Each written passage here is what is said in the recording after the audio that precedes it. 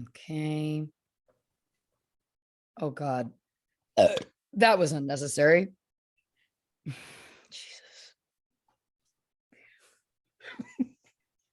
On 3. 1, 2, 3.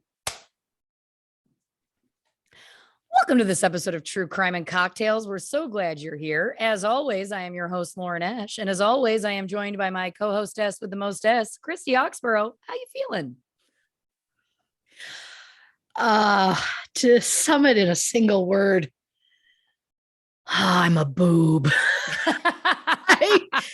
I don't have great time management. So we had discussed our start time. I said, yeah, I can do that.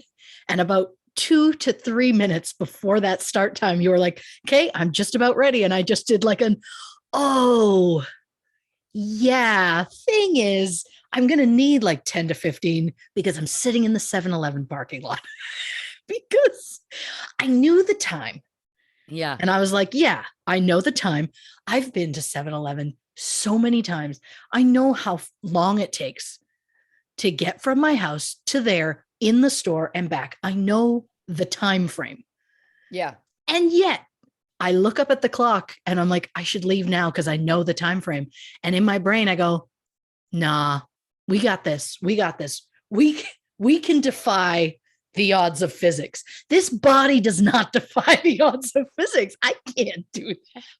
Not that I walk or run there, but there's no physical way I'm going to get there and back any faster. I mean, I could like speed insanely, but why do that? So it's like, no, stop. So the point is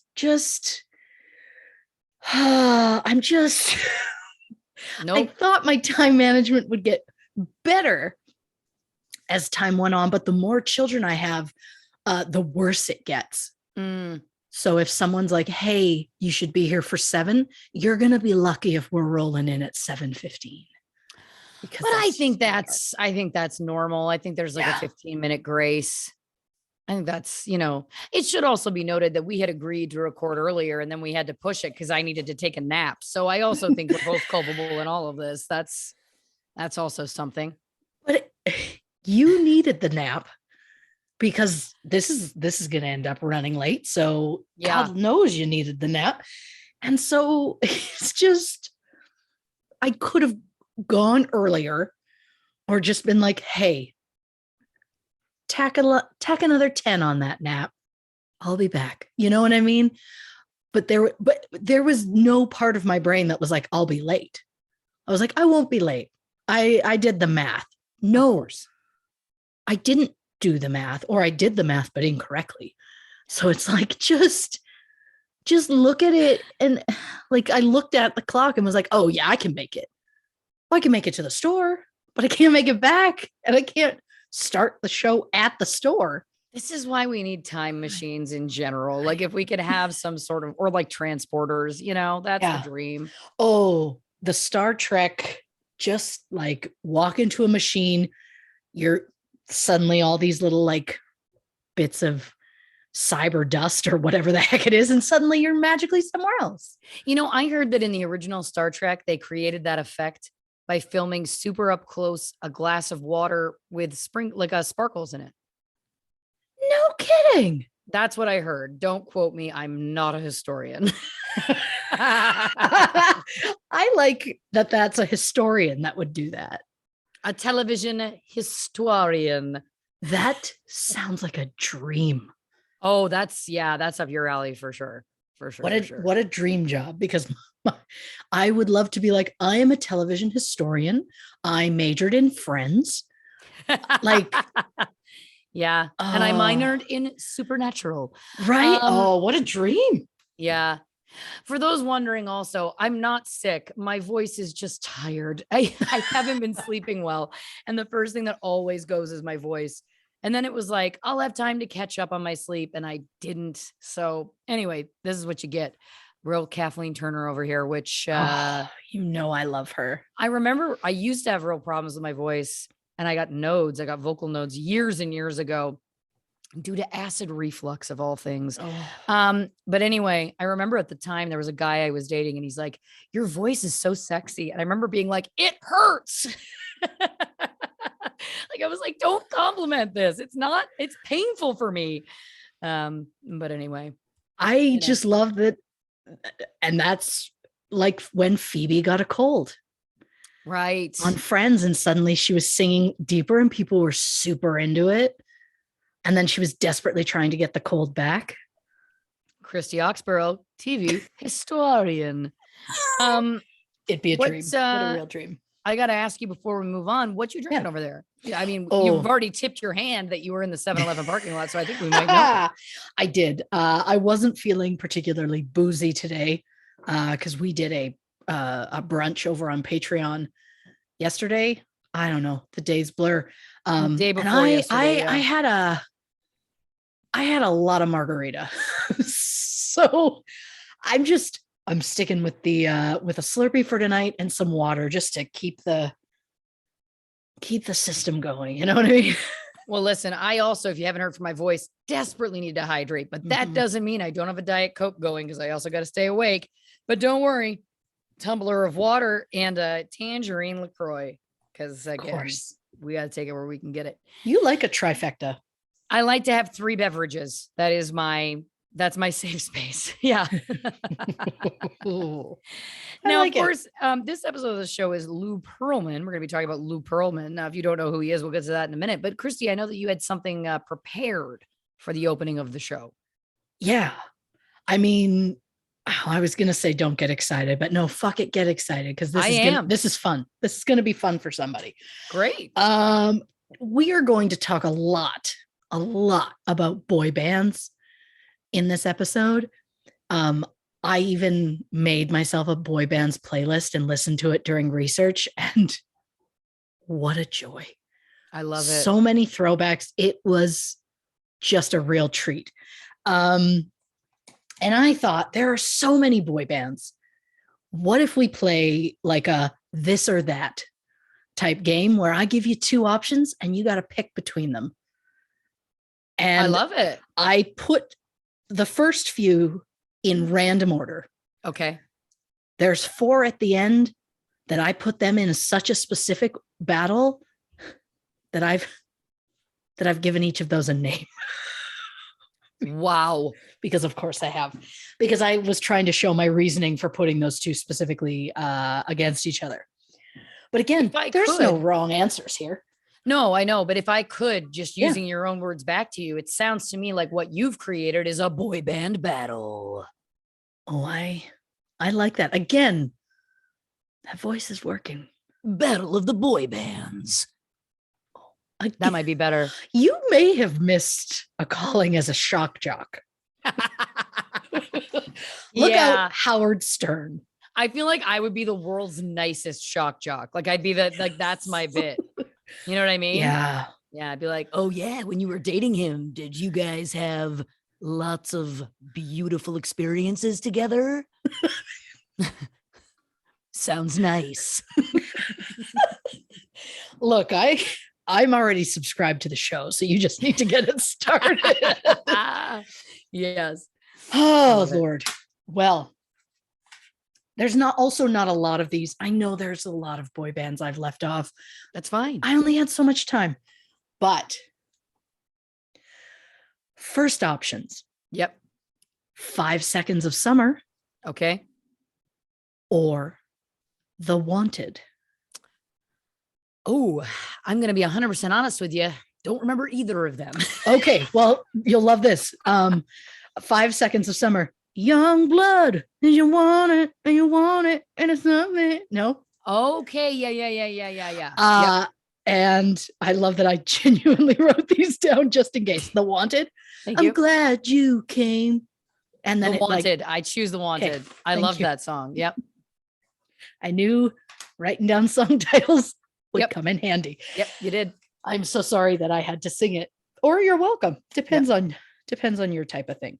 So, okay, you've got this. I already know your answer to this one. Can't wait. Boyzone. Uh-huh. Or 5 5. I know. Yeah, that's easy. I also love that I'm circling your answers. For what? I don't know. I recycle these papers when I'm done. It's for nothing. I just doesn't matter. I think I missed my calling as a teacher because I like to mark things. I like to grade things. I mean, I don't mean to bring back that trauma from our childhood. I'm so sorry. Yes. She put a big check mark on a picture of an elephant I spent hours making. It's okay. You wanted to play teacher, and that's on me. I should have stated my boundaries, which were please don't put a check mark in the middle of my drawing. You were a child. So were you. It wasn't your fault. You were playing teacher. I was the old bully that was marking up papers. Listen, I love it. All right. 98 degrees. Uh-huh. All for one.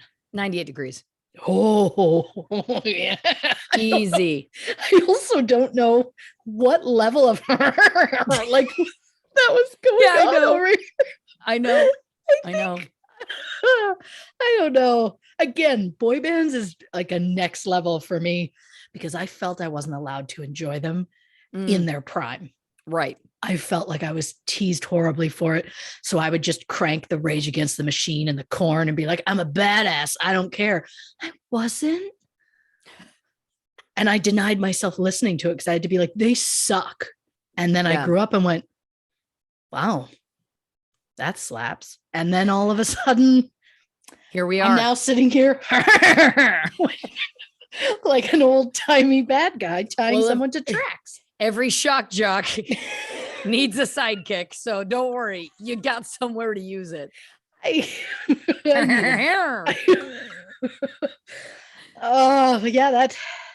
That checks out. And that's just the bit. Every once in a while, something happens and I'm like, oh, like I get so tired of doing it. Yep. Boys to Men. Uh-huh. Take that. Now you're the devil. Now you're playing. This is the devil's work. That's tough. Ooh. Damn it. For those playing along at home, that would be I'll make love to you versus oh God, what one do I go with? Fuck. I love that I can't narrow it down because I don't want to insult Gary Barlow with my choice. I think it's obvious which choice I like Gary Barlow. Yep. Want you back for good. That's what oh my God. That's what I chose to go with. I want you to know the part of the song I would choose is whatever song you tell me a song that ain't me now. That's my choice. Take that. That's my choice. Yeah. Gary Barlow for life. He might not be your choice, but that's fine. Jonas Brothers. Hey. LFO. Oh.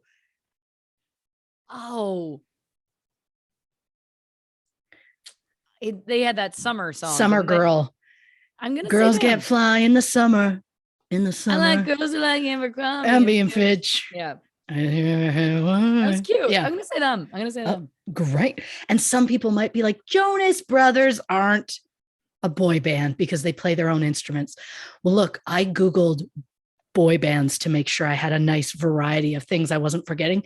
They came up time and time again. It's a band of boys. Any excuse. Yep. To mention Nick Jonas.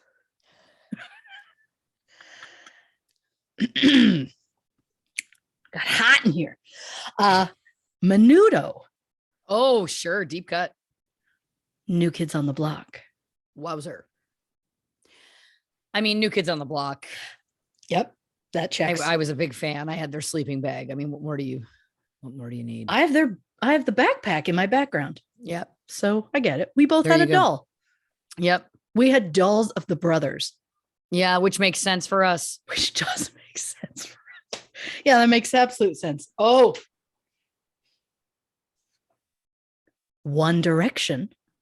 Yes. BTS. One Direction. Nice. Sorry. No, these are your opinions, so people can't fault you for that. I know. I mean, listen, we all know why. All right, last one before we're going to get to the ones that I gave a name for, who knows why. The Battle Royale. Yeah. Oh, I like it a lot. Yeah. Westlife. Okay. O-Town. O-Town. I love that you went Liquid Dreams. I love that they even were ballsy enough to put that out. It's interesting that passed standards and practices. Like lawyers were like, that's okay. Yeah, no one will get it. No one will get it. There was a lot of that in that era where if you go back and listen, you're like, dear Lord, we were listening to, they thought like the rap songs were bad. Guess what? It was in everything. It was in everything. Yeah. Everything. We just gave it fun names that no one saw coming. So it's like, yeah, okay.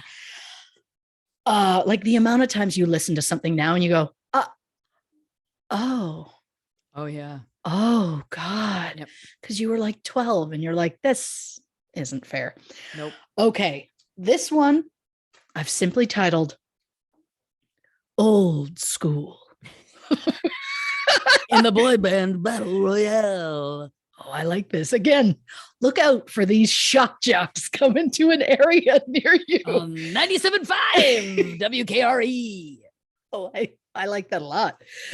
The Osmonds, Jackson 5. Oh. Yeah. That's tough, but I'm going to go Jackson 5. Nice. Yeah. Nice. I agree. Yeah. I agree on that. Because once you hear ABC, then you're just like, classic. Oh yeah. Yeah. I don't know what you got to move. I have fully turned into again. And I don't know what's happening. I've lost my mind. Okay. You're listening to Blanche and the Judge on 97.5 WKRE. I could not be happier for that is a thing. And I pray to God somebody is like, oh, we need to get them a station. Well, it's your move. That's serious. Exactly. Let's 24 hours a day. We'll be shells of humans after 1 week. Yeah. What a gift. It'll just be literally hours of and then it's just I'm out. Yep. This one's simply titled Canadian. Oh. Soul Decision. Right. McMaster and James. I don't know them. Do I know them? Yes. Well, Soul Decision, I assume you know. Oh, of course. Something about fading and I feel all right. Think about making my move tonight. McMaster and James is Love Wins Every Time. Oh, right.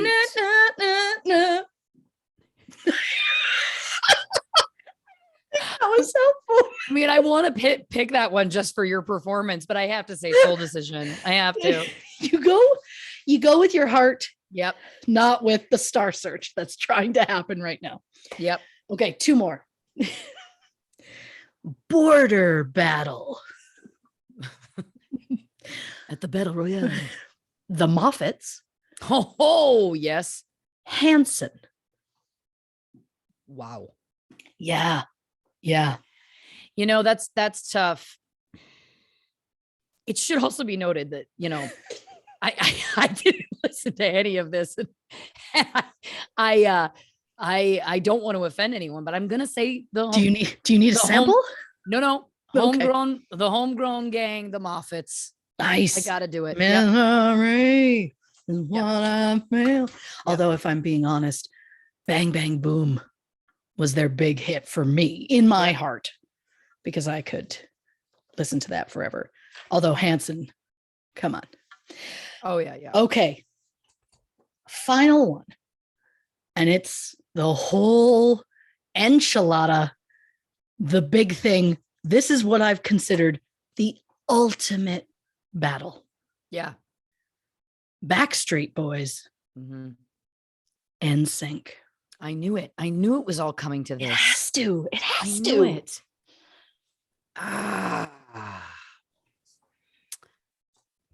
It's tough because here's the deal. Quick backstory. I was not legitimately into any of this, and I love that your passion, and I feel bad that you didn't feel like you could listen to it. But listen, we all knew it. We all were aware of it.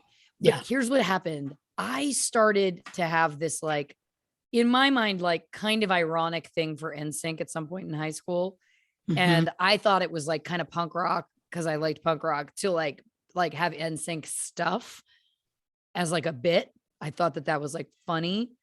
But then people started buying me NSYNC stuff like earnestly. And then I was like, uh-oh, I don't think I can do this bit anymore, because I don't think people get the bit. Mhm. But then also it was like, I wanted to get on the high school dance squad, which I did, much to their chagrin. They always put me in the back. But we did, then I had to kind of get into a little bit of this music. Long Mhm. story short, this is a tough choice, because I do feel like Backstreet Boys had a lot of, like, pound for pound, a lot of hits, Yeah. that I probably know all the words to, even though I wasn't really into the music. Like, I probably could sing along, but if I've Yeah. got to choose, controversially, I think I am choosing NSYNC. Wow. I know. Wow. Well, you heard it here first on WKRE. 97.5, Blanche of the Judge. Now I'm assuming that you go the other way, that you go for the Backstreet Boys. Oh, I do. Course. And the thing is, I used to have a tank top that said Mrs. Timberlake. That's right. And I wore it proudly, and I was obsessed.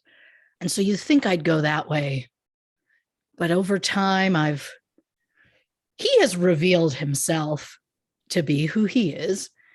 And so that really faded for me. But then I realized, when you get down to the nitty gritty, it's just Backstreet keeps coming back. Yeah. They won't quit playing games with my heart.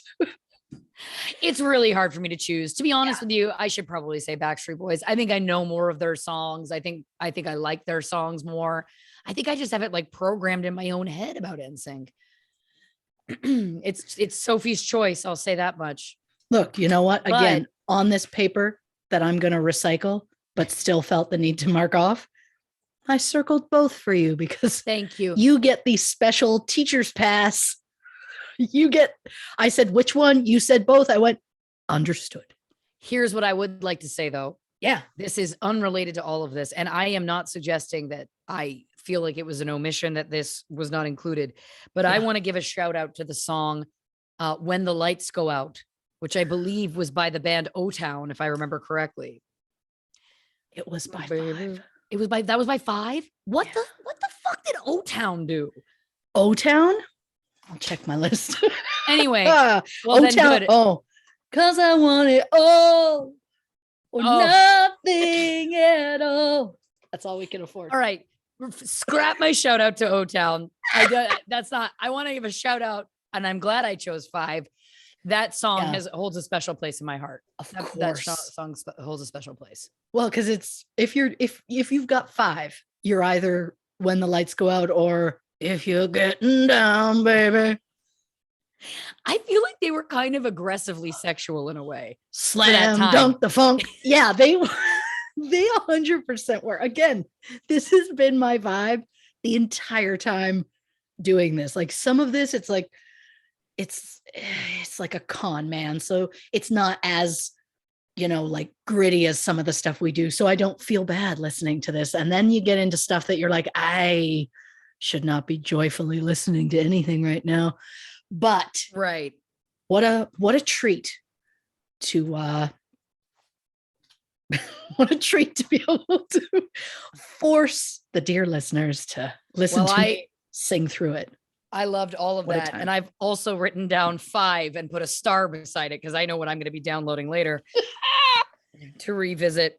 We were very similar. Oh, I'm glad. Yeah. How much did we match on? Well, let's see what we got. There were apparently 12, and I would say of the 12, there were only 3 that we disagreed on. What were they?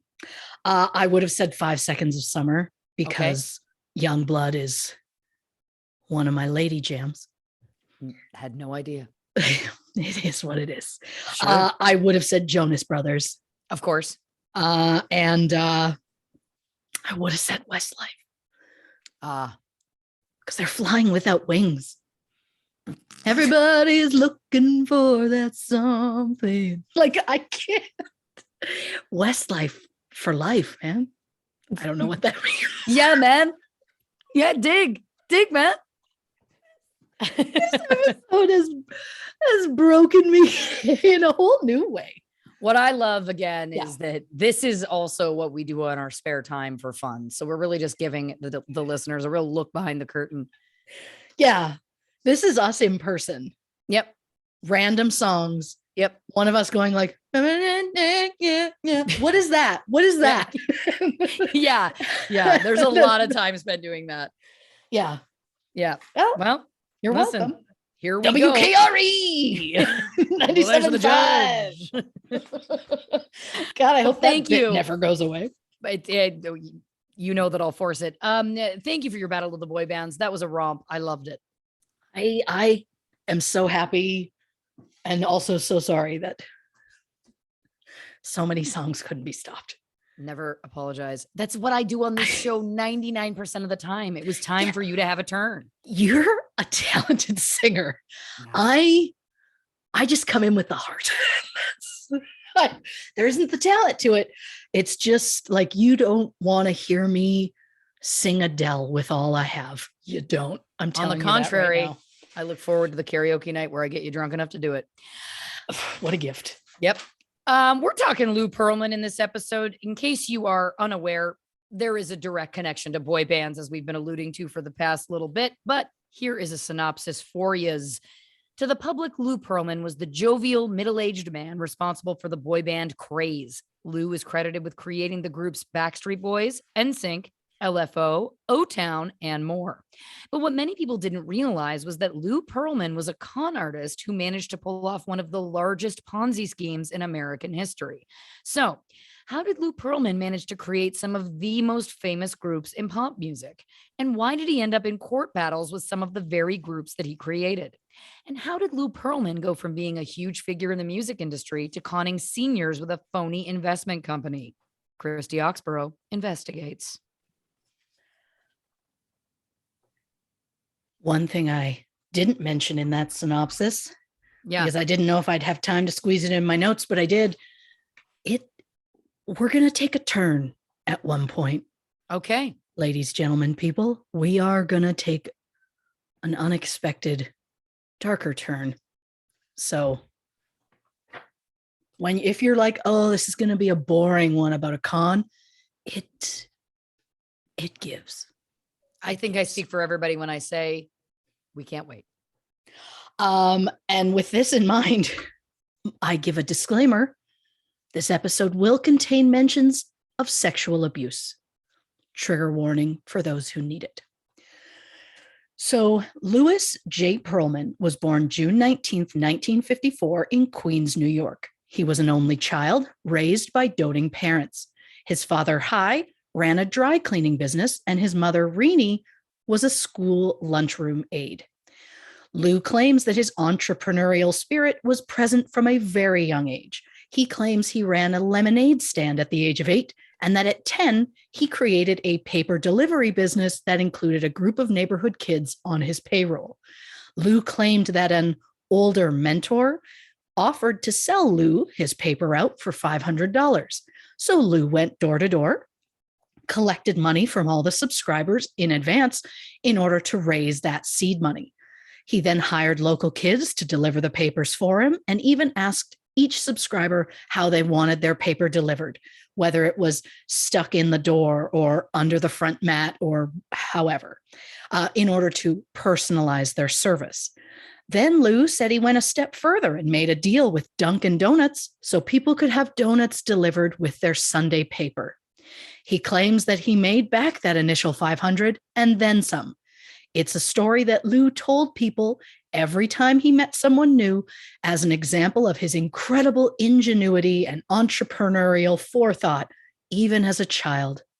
Thing is, the story is absolute bullshit. The older mentor was a kid named David Lebenstein, who later said he never sold his route to Lou because selling paper routes wasn't a thing. One story from Lou's youth that hasn't been disproven yet was he used to take guitar lessons as a kid. His mother would give him $5 to take lessons. After each lesson, he would offer to teach kids in the neighborhood. So he would essentially show them the exact lesson he had just learned that day, except he'd charge the kids the same $5 he was paying for the lessons and make obviously that much more. Again, the story hasn't been disproven, but something you'll learn today is that it is absolutely something that Lou would do. And spoiler alert, he will do it again multiple times, but on a much larger scale. But I'm getting ahead of myself. In his youth, Lou was described as a shy kid with very few friends. One person from his youth quoted Lou as saying, quote, "When I'm rich, people will like me," which is incredibly sad to hear, especially coming from a child. And I think that while Lou's story may have started out with him wanting to be liked, it quickly turned into a cautionary tale of insatiable greed. But Lou wasn't completely alone, as he had a close friendship with Alan Gross, a kid just a few years older than Lou who lived in the same building.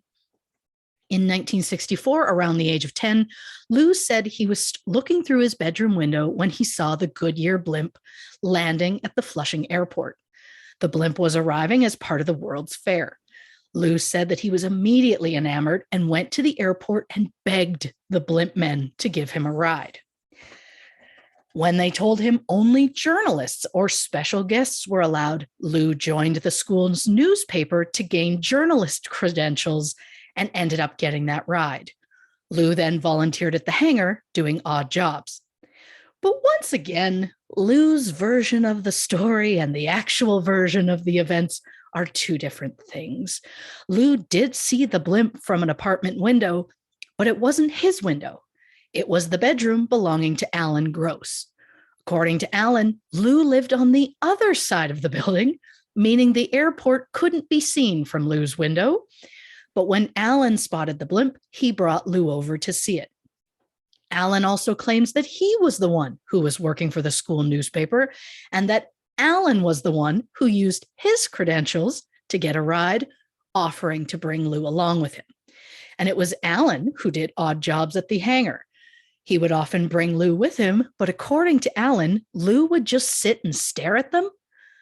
Alan told Vanity Fair, quote, "He made the blimp guys uncomfortable. I had to tell him to stop staring at them, to come out and talk a little, or they wouldn't let him hang around.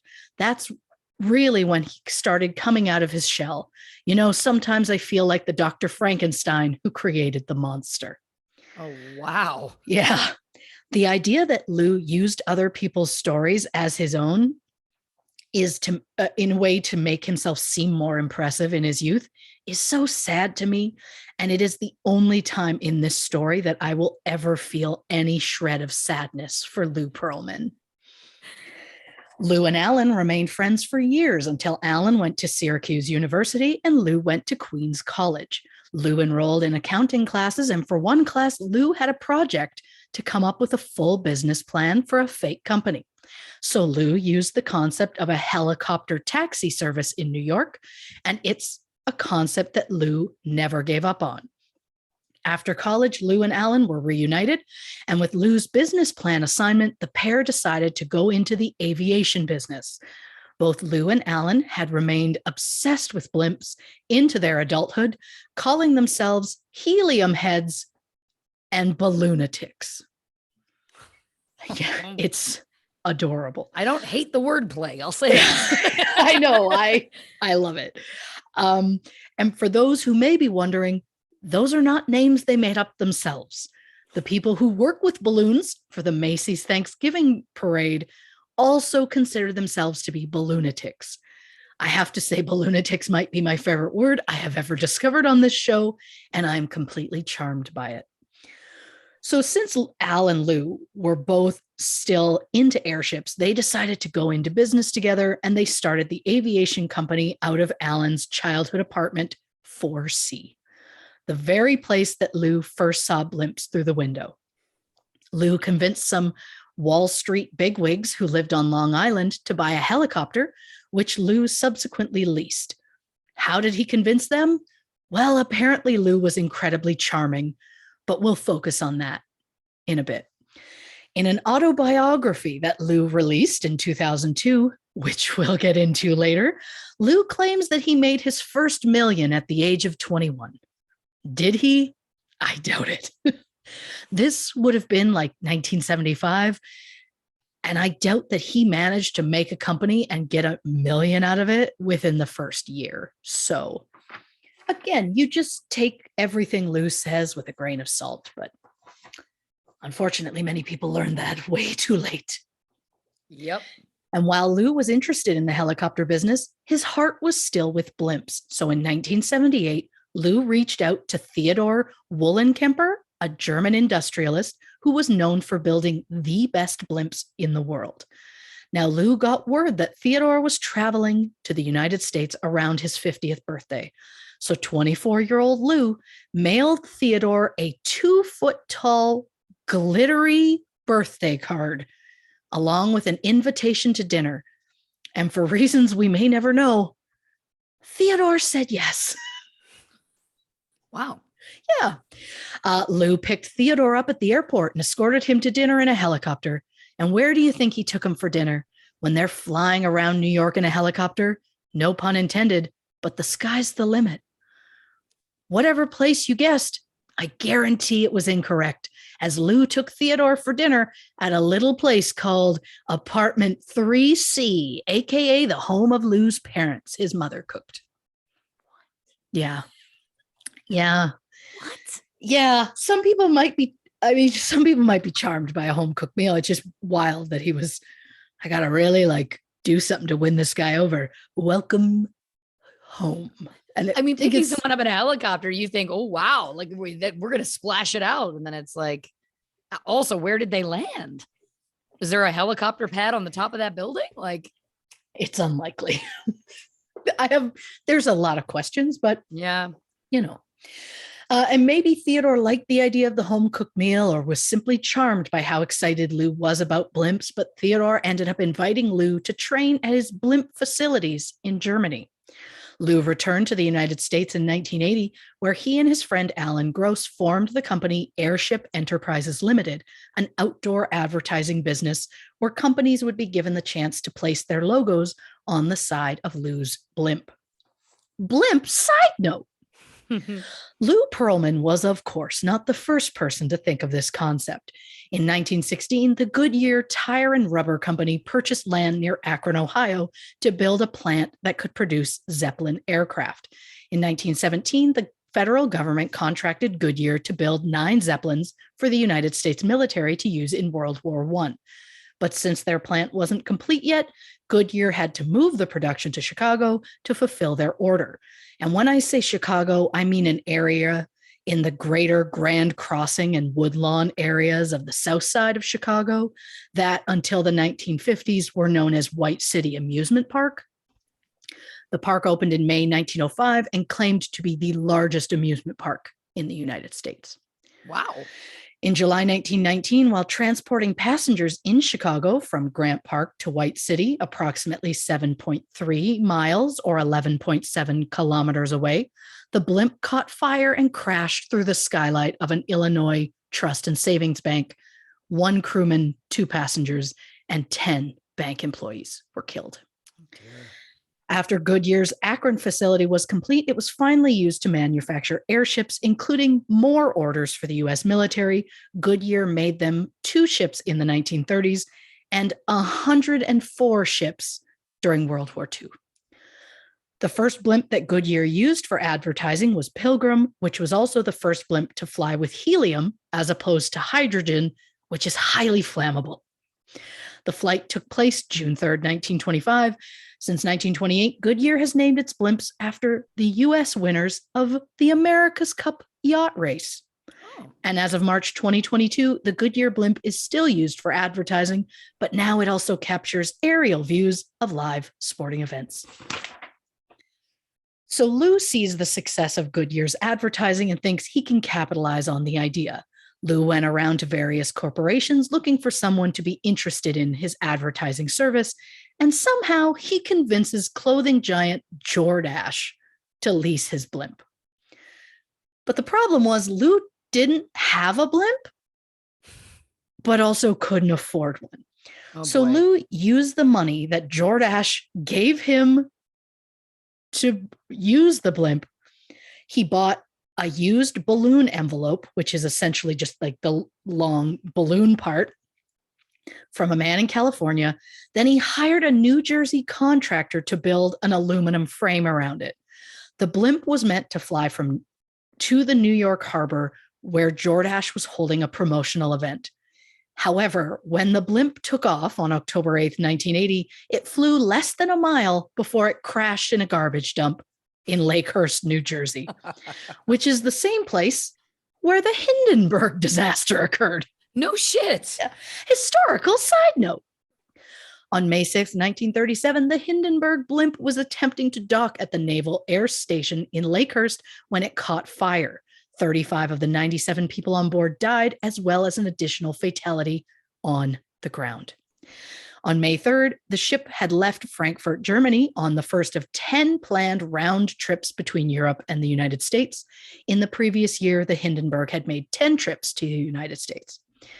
There had been numerous speculations, from sabotage to engine failure, lightning, static electricity, etc. But to this day, no one knows what caused that fire. Lou blamed the crash on the crash of his own blimp, I should say, not the Hindenburg. Got to make sure we're clear on that.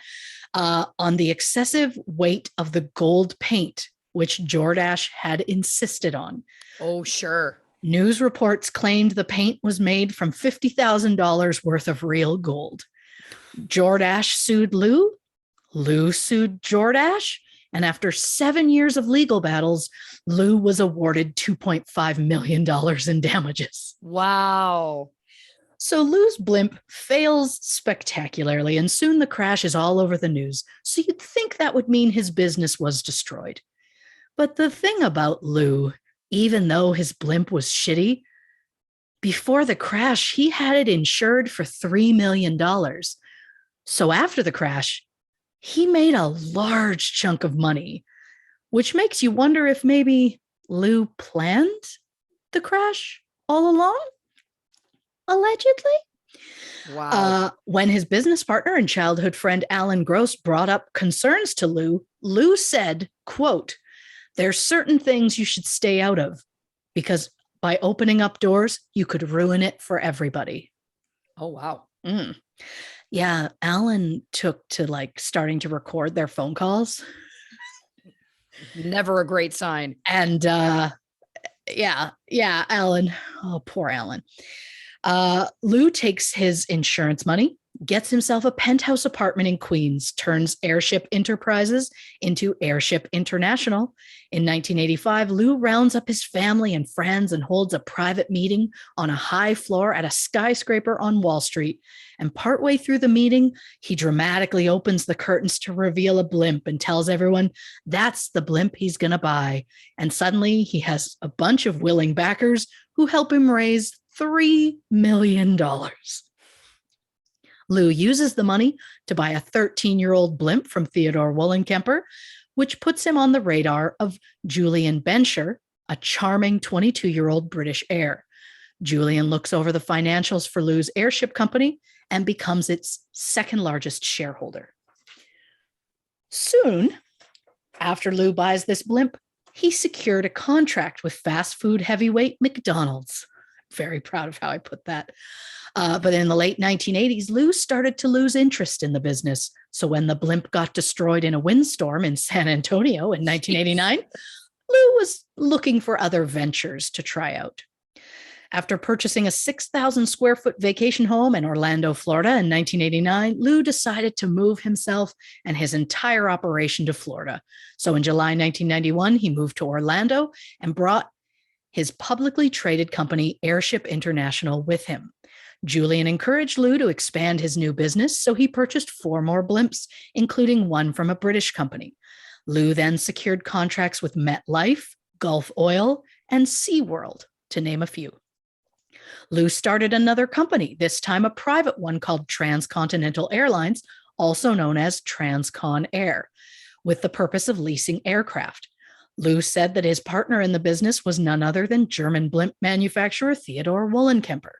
At one point, one of his Transcon Air planes was chartered by the musical group New Kids on the Block, which made Lou question how a bunch of kids could possibly afford a private plane. The group's road manager, Johnny Wright, confided in Lou that between album sales and touring, the band was pulling in $100 million a year.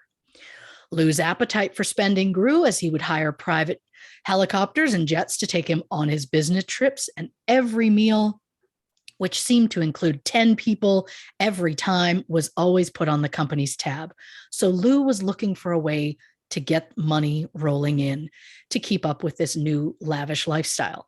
So he started to think about what he had learned about the New Kids on the Block and started to wonder if he could create a popular singing group. And when Lou suggested the idea, Julian said if Lou put up half, Julian would put up half. And all I can say is, oh, to have access to this man's level of money where he's just tossing it at any investment he pleases. Yeah. And it may seem like this interest in music came out of nowhere, but music was always part of Lou. For one thing, his first cousin was Art Garfunkel, most well known from Simon and Garfunkel.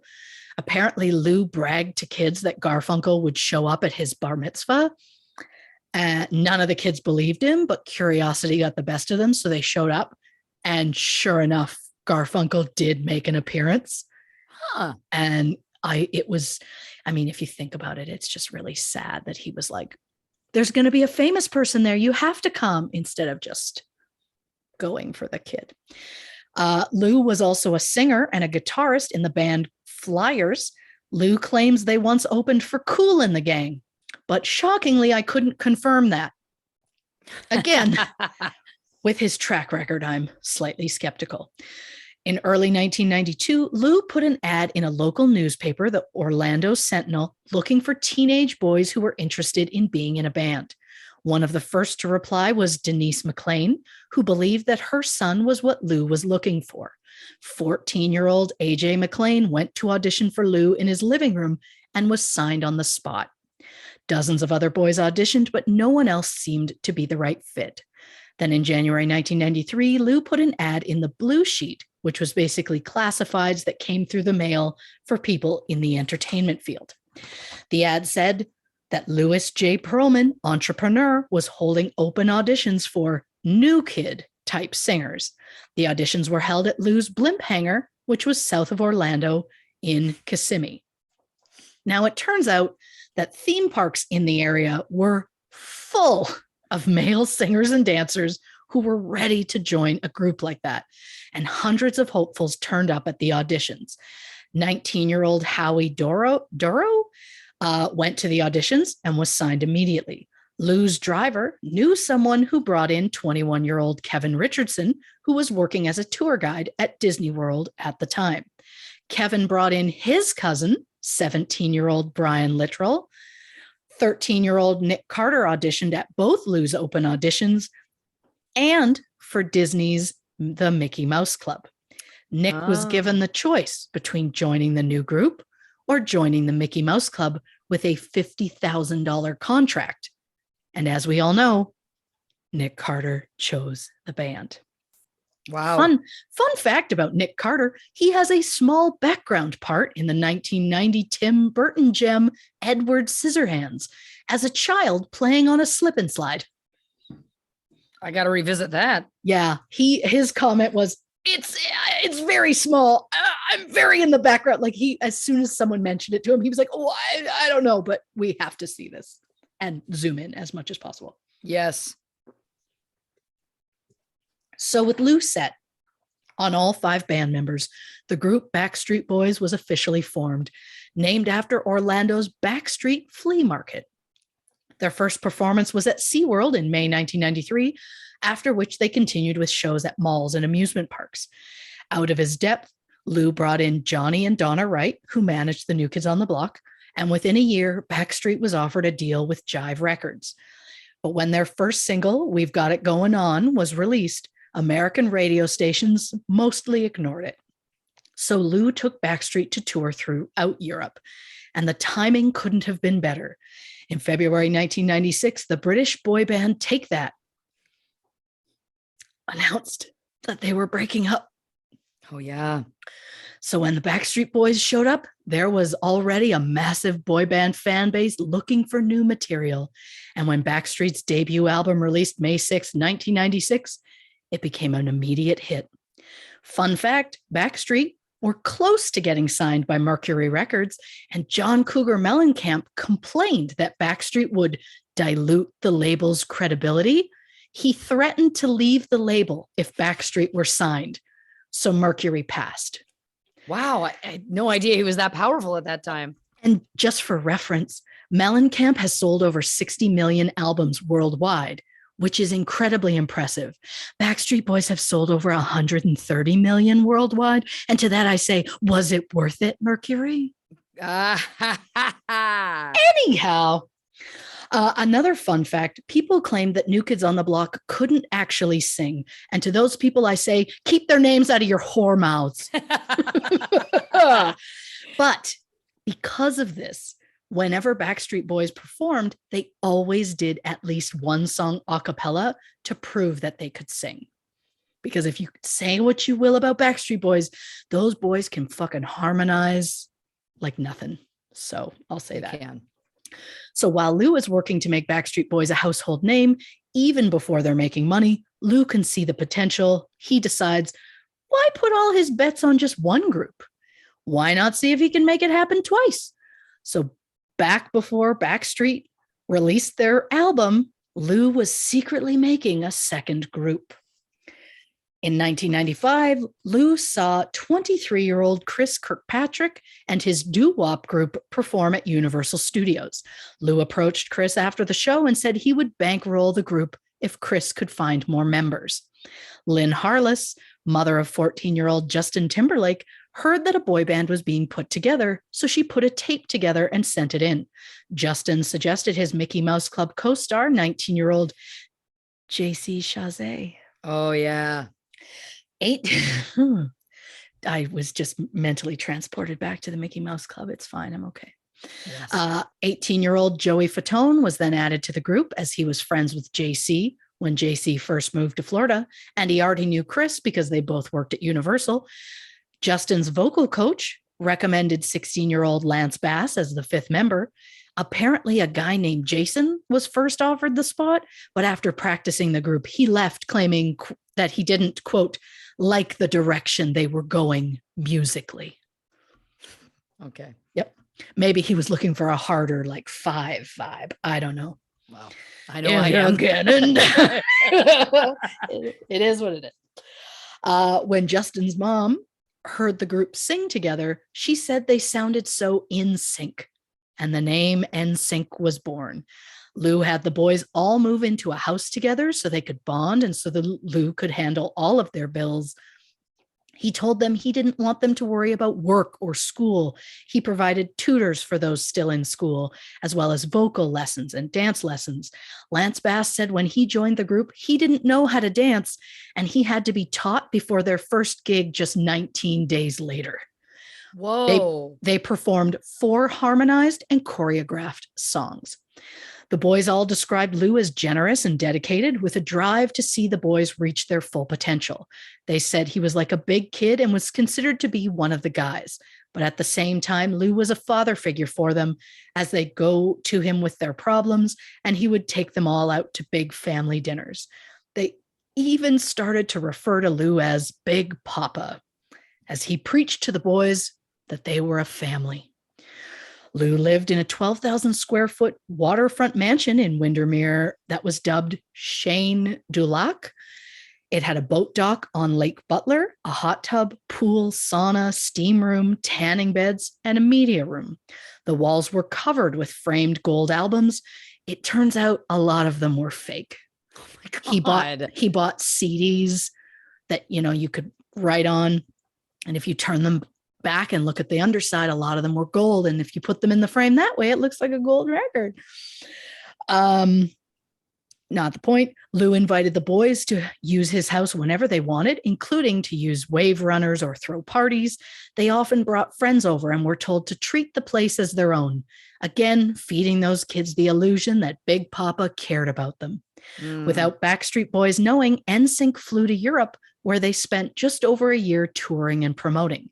In May 1997, they released a self-titled album in Germany before returning to the United States in 1998 and releasing a slightly different version of that first album. After coming back to the US, NSYNC signed with RCA Records, but Lou wanted to keep word of NSYNC on the down low, so to speak, as he didn't want Backstreet Boys to get upset. But he also didn't want anyone else to get wise and steal the idea. So in all of Lou's files, NSYNC were simply listed as B5. Now, Backstreet Boys had been approached to perform on a TV special for Disney in May 1998, but the boys were overworked and exhausted, so they refused. NSYNC, who hadn't yet made it in the States, immediately agreed to take their spot. They filmed the special. It premiered July 18th. Disney Channel replayed that special over and over again, and less than 6 weeks later, NSYNC's debut album was magically climbing the charts in America. Backstreet Boys were livid when they found out that Lou had created a second group. They felt that it was a conflict of interest. Plus, they had worked for years to be successful, and NSYNC kind of came out of nowhere. And Lou would pit the bands against each other. He would always go back and forth and say, like, oh, that group is difficult. You're my favorite. I wish they were just like you. But he would, of course, be saying this to both groups. And some asked Lou, why would you create your own competition? And Lou said, if there's room in the world for both Coke and Pepsi, then competition was coming sooner or later. So why not just create them yourself? So I'm sure Lou had something to do with the huge Backstreet Boys and NSYNC rivalry that was heated in the media. Even fans felt they had to pick a side and remain loyal to one band or the other. I, of course, felt it would destroy my cred if I admitted to liking either, so I spent years in denial, acting as though their albums weren't full of hits. The joke is on me because I was never cool enough to ever have to worry about street cred. And this, dear listeners, is the point in time when the boy band craze was in full effect. People started calling into MTV to request videos and songs, so MTV responded by creating Total Request Live, or TRL, hosted by Carson Daly. It first aired September 14th, 1998, and ran until November 2008. Carson remained as the host until 2003, when he moved on to do Last Call with Carson Daly. Remember when Carson Daly was engaged to Tara Reid? Oh, I forgot about that. It feels like a lifetime ago. Kind of was. Right? Yeah. Multiple VJs have hosted TRL since Carson's departure, including Vanessa Manillo, who is now married to Nick Lachey from 98 Degrees, which is a fun synchronicity with today's episode theme. Another VJ to later host TRL was Hillary Burton, who you may remember from One Tree Hill. She is currently married to Jeffrey Dean Morgan, which I only mention as an excuse to say his name. Shout out to the memory of Denny Duquette. Thank you. While Lou sunk all of his time in his new music interests, his interest in blimps started to wane, which caused Airship International to plummet. No pun intended. At one point, the company had a fleet of 5 blimps, but by the end of 1994, they were down to 1. The SeaWorld blimp was dismantled after SeaWorld decided to end their agreement. 1 blimp was damaged in a windstorm, and 2 crashed in North Carolina and Long Island, respectively. So when the lease on the final blimp expired in 1995, Lou just never bothered to renew it. But Lou certainly wasn't hurting over the loss of Airship International. His main company, Transcon Air, was thriving with more than 49 aircraft and an annual revenue of $78 million. And anytime Lou would add a new venture, he'd make it a new subsidiary of Transcon Air, including Chippendales, which Lou purchased in 1996.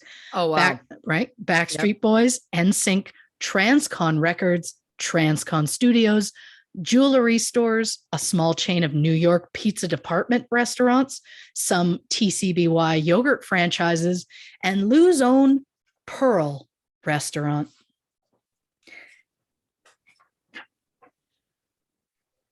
What am I doing? I thought you were really reflecting on what kind of food was served at Pearl. No, I was curious, and then my notes just suddenly like hit a moment where I was like, this is weird, but we're just gonna run with it anyway. Again, we don't edit anything out. No. You get it raw. Baby, I like raw. Shocking that wasn't by O-Town. Maybe it was part of Liquid Dreams. Oh. God, I hope not. Yep. So you're going to love how abrupt this is. So at this point in his career, Lou Pearlman was larger than life, but soon the very bands that he created would make the call to ask Lou to quit playing games. I'm out of control today.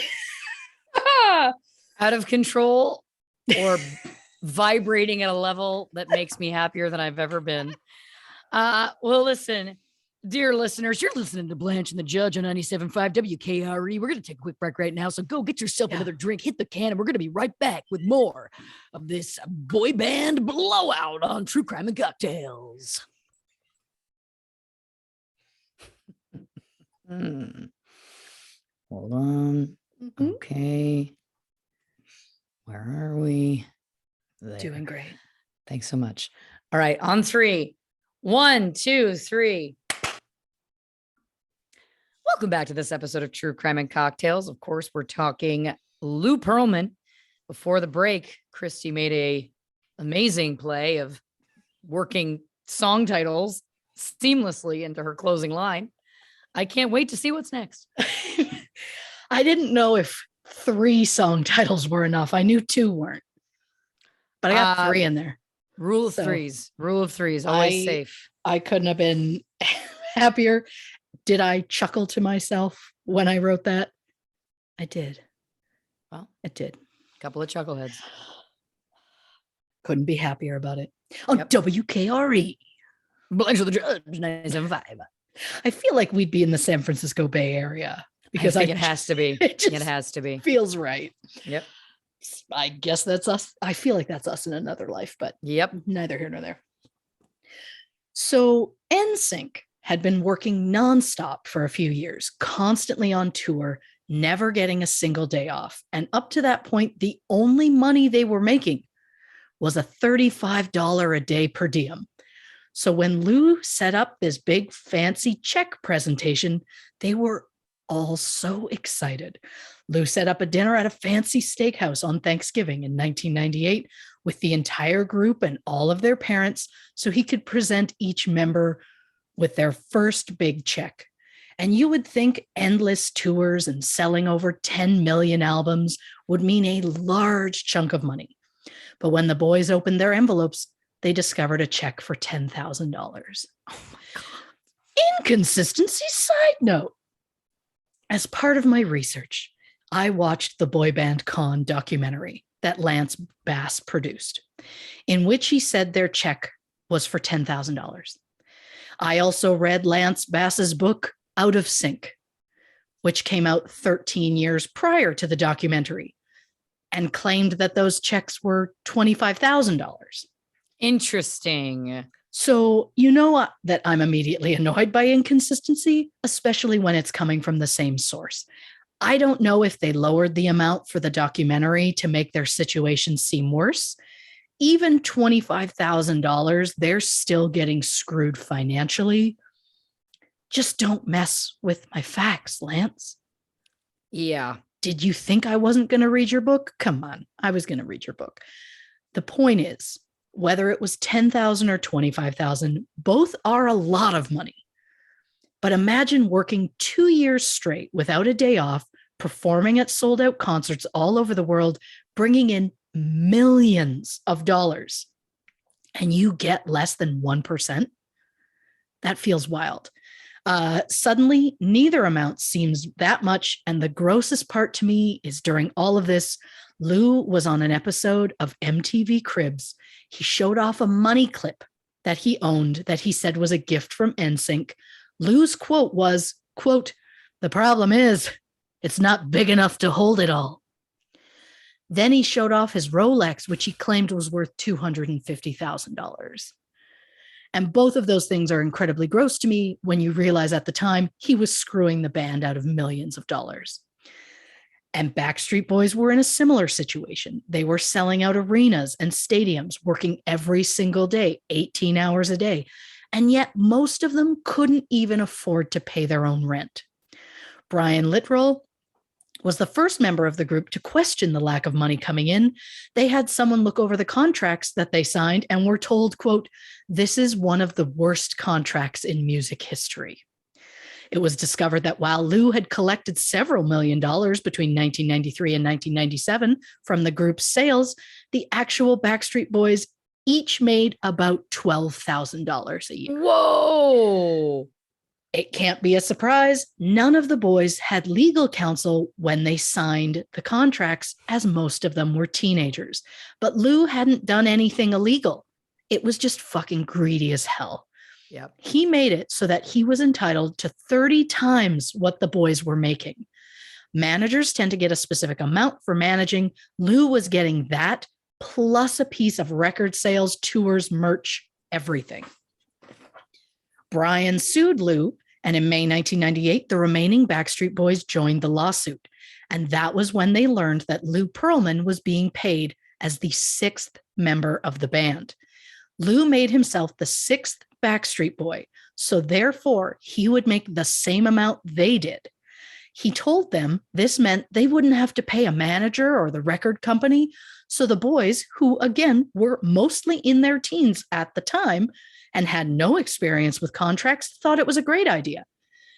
But Lou was taking that 6th amount plus most of what the group made.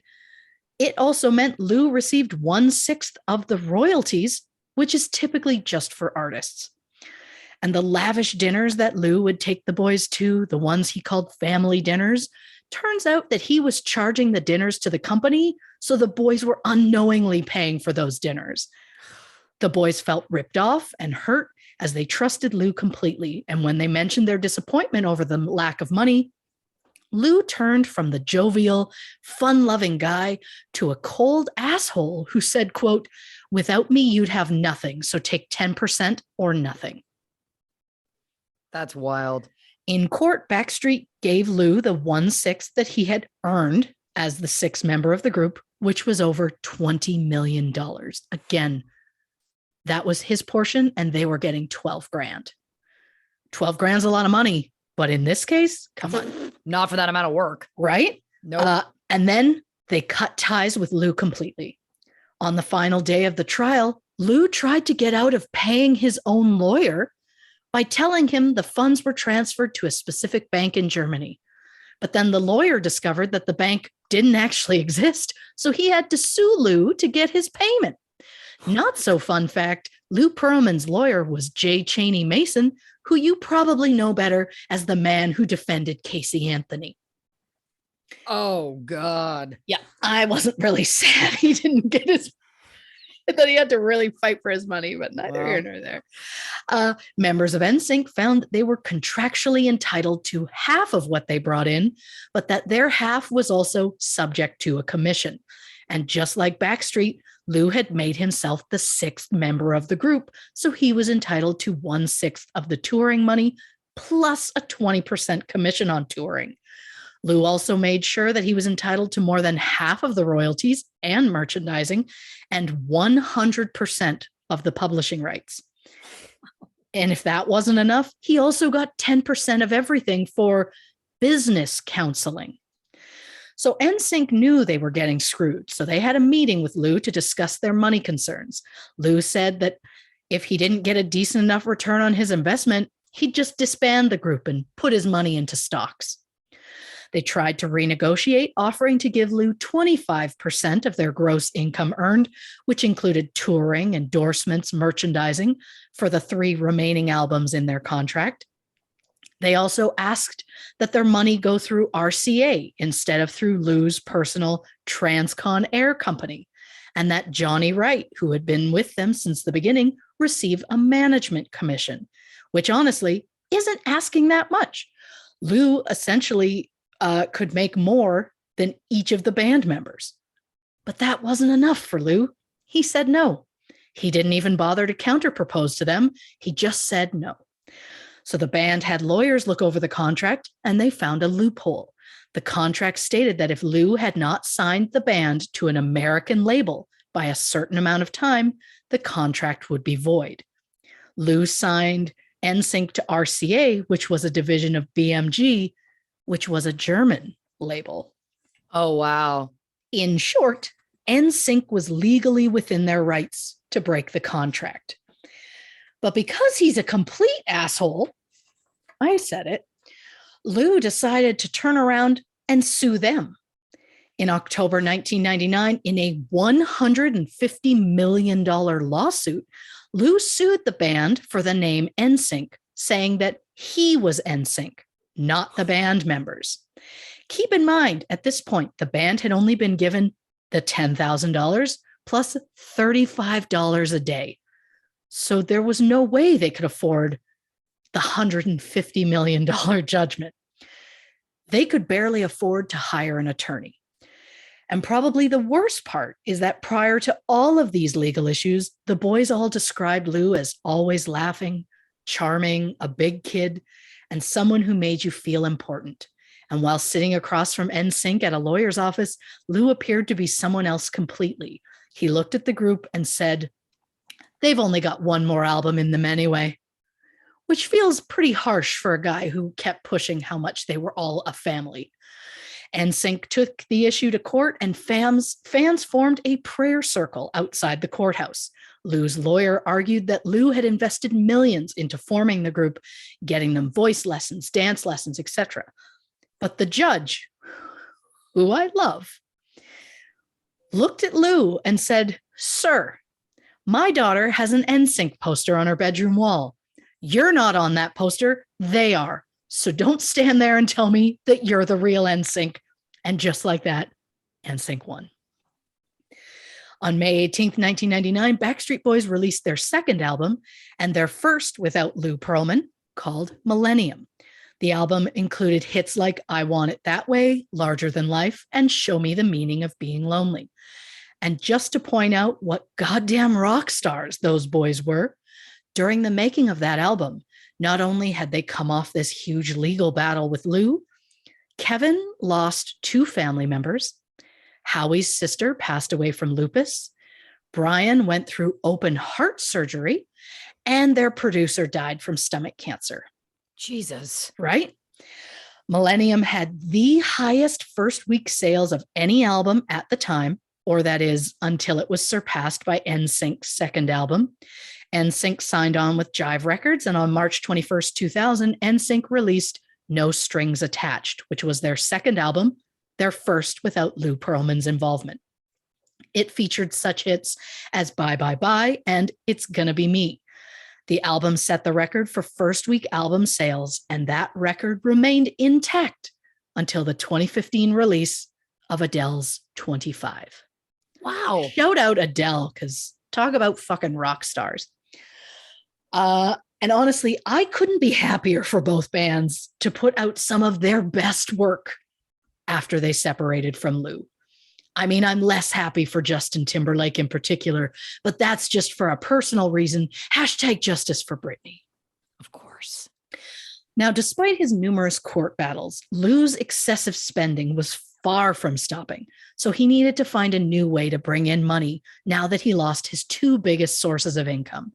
And even though it seemed as though the boy band craze was slowing down, Lou decided to try and see if lightning could strike a third time. So he created the band Take 5 and a trio called LFO, which is short for Light Funky Ones. I'm not going to tell you how it's spelled. It's horrific. The spelling, I was like, for real? For real. Especially when you go by LF, like, stop it. Nope. They are who they are. In 2000, LFO won Nickelodeon Kids' Choice Award for Favorite Group of the Year. They also managed to perform over 230 concerts that year alone. Wow. Lou also formed a girl group called Innocence. Again, don't ask me about the spelling, which featured Nikki DeLoach, who is currently known as being one of my Hallmark darlings, as I adore her in their yearly Christmas offerings. Fun fact, when the group Innocence first started, Britney Spears was a member until she left the band early in the hopes of becoming a solo act. She's not that innocent. Well played. I mean, I only want her to perform if she wants to perform. But if she wants to perform, my God, I need to see it. Oh, yeah. I need to see it once in my lifetime. And then if I could hit an Adele show in that same tour, I'm meaning my tour, not hers. I like it. Oh, God. Maybe Beyonce, maybe Lizzo. Oh, maybe Janet. Look, if I could just get a full lady tour, that would help me immensely. I love it. Lou also signed a bunch of solo acts, but the only one who found any sort of success was Aaron Carter, the younger brother of Backstreet's Nick Carter. Lou then pitched the idea of a reality show to ABC, which would show the behind-the-scenes stuff that he goes through when creating a boy band. The show kind of hit a weird sweet spot as the boy band phase was ending, but the reality show craze was just starting. The show, which was called Making the Band, would run for a season on ABC before moving to MTV. The first 3 seasons of the show, which ran from March 2000 to March 2002, centered around the group O-Town. There it is. There it is, yeah. Making the Band side note. The second iteration of the show started October 2002 and ran for 3 seasons. It centered around the group Da Band, which was put together by P. Diddy. Unfortunately, Da Band did poorly, so Diddy came back to the show for a 3rd iteration that focused on a girl group called Danity Kane. Of course. Diddy tried to make a spinoff of the show called Making His Band, but it fizzled just weeks into its debut. In 2020, Diddy announced that he'd be rebooting the show, but so far it's been delayed due to COVID. Was it delayed for good? Will it be back? Only time will tell. I just find it so surprising that so many people flock to those shows in the hope of getting chosen and becoming a star, especially when it was Lou Pearlman, the man who openly screwed over the 2 biggest boy bands in history. Yeah. And that was all very well public knowledge at the time, but despite a brief rough patch of bad press, Lou continued to be a damn media darling. People continued to roll out the red carpet for him wherever he went. He was even given the key to Orlando in 2003. Wow. Right. O-Town released their single All or Nothing in the spring of 2001. It hit number 3 on the Hot 100 and would be their biggest hit as a group. They won Breakout Artist at the 2001 Teen Choice Awards, but when their second album, O2, was released in November 2002, sales were down and the group was released from their contract the following year. In 2002, Lou attempted to make it in Hollywood with a movie called Long Shot, which cost more than $21 million to make and made less than $2 million at the box office. Oh, wow. But shout out to an actor from the film whose Calvin Klein ads used to adorn my bedroom walls, Mr. Antonio Sabato Jr. Oh, I thought it was going to be Mauky, my boy Mauky. But I was thinking about the Calvin Klein ads that were on my walls, clearly. I had both. I had a lot of walls. Do you remember when we went on a search to find the Rolling Stone magazine that had the Mark Wahlberg ad in it? Yeah. Never mind. Can you imagine what we would have done with the internet the way it is now? No. Finding stuff? God. I can't. God. I can't imagine what that would have done to us. Yep. In August 2002, Lou released a book called Bands, Brands, and Billions, My Top 10 Rules for Success in Any Business, which again is a ballsy move for a man who was caught stealing from the very bands that he created. Mm-hmm. Not to mention, it turns out that the majority of the personal stories that he tells in that book are outright lies, especially the ones that he tells about his childhood. Most of them turned out to be stories from Alan Gross's childhood. In September 2002, Lou acquired Options Talent, a talent scout office with a bad reputation. According to Vanity Fair, most of the executives at Options Talent had criminal records, and when Lou acquired the company, they received hundreds of complaints with the Better Business Bureau. Apparently, Options Talent would go to malls, find young people who dreamed of being famous. Then they'd say, well, you'll never get famous without professional photos. And the kids would give them a ton of money for these photos, and then the kids would just never hear from these people again. Lou changed the name of the company multiple times and tried to rebrand the company as Talent Rock. Over the years, the company was being investigated by the state for their methods, but Lou was never charged with any wrongdoing. The company filed for bankruptcy in 2003. In 2004, still hoping to create the next Backstreet Boys, Lou created a German boy band called US5, Us5, and a Latin boy band called C Note. But since Lou wasn't making the money he was hoping for with his musical aspirations, he wanted money from elsewhere. Which brings us back to Lou's company, Transcontinental Airlines, or more simply, Transcon. It's all started with Lou selling stock in his first company, Airship, and then he sold small amounts of Transcon stock, which paid an annual dividend of 10%.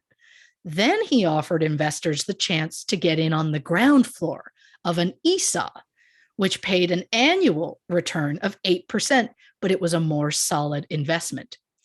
Now, an ESA, or Employee Investment Savings Account, was billed as a safe retirement plan with an established company. According to their pamphlets, quote, now you can earn high-yield money market rates with full insurance coverage.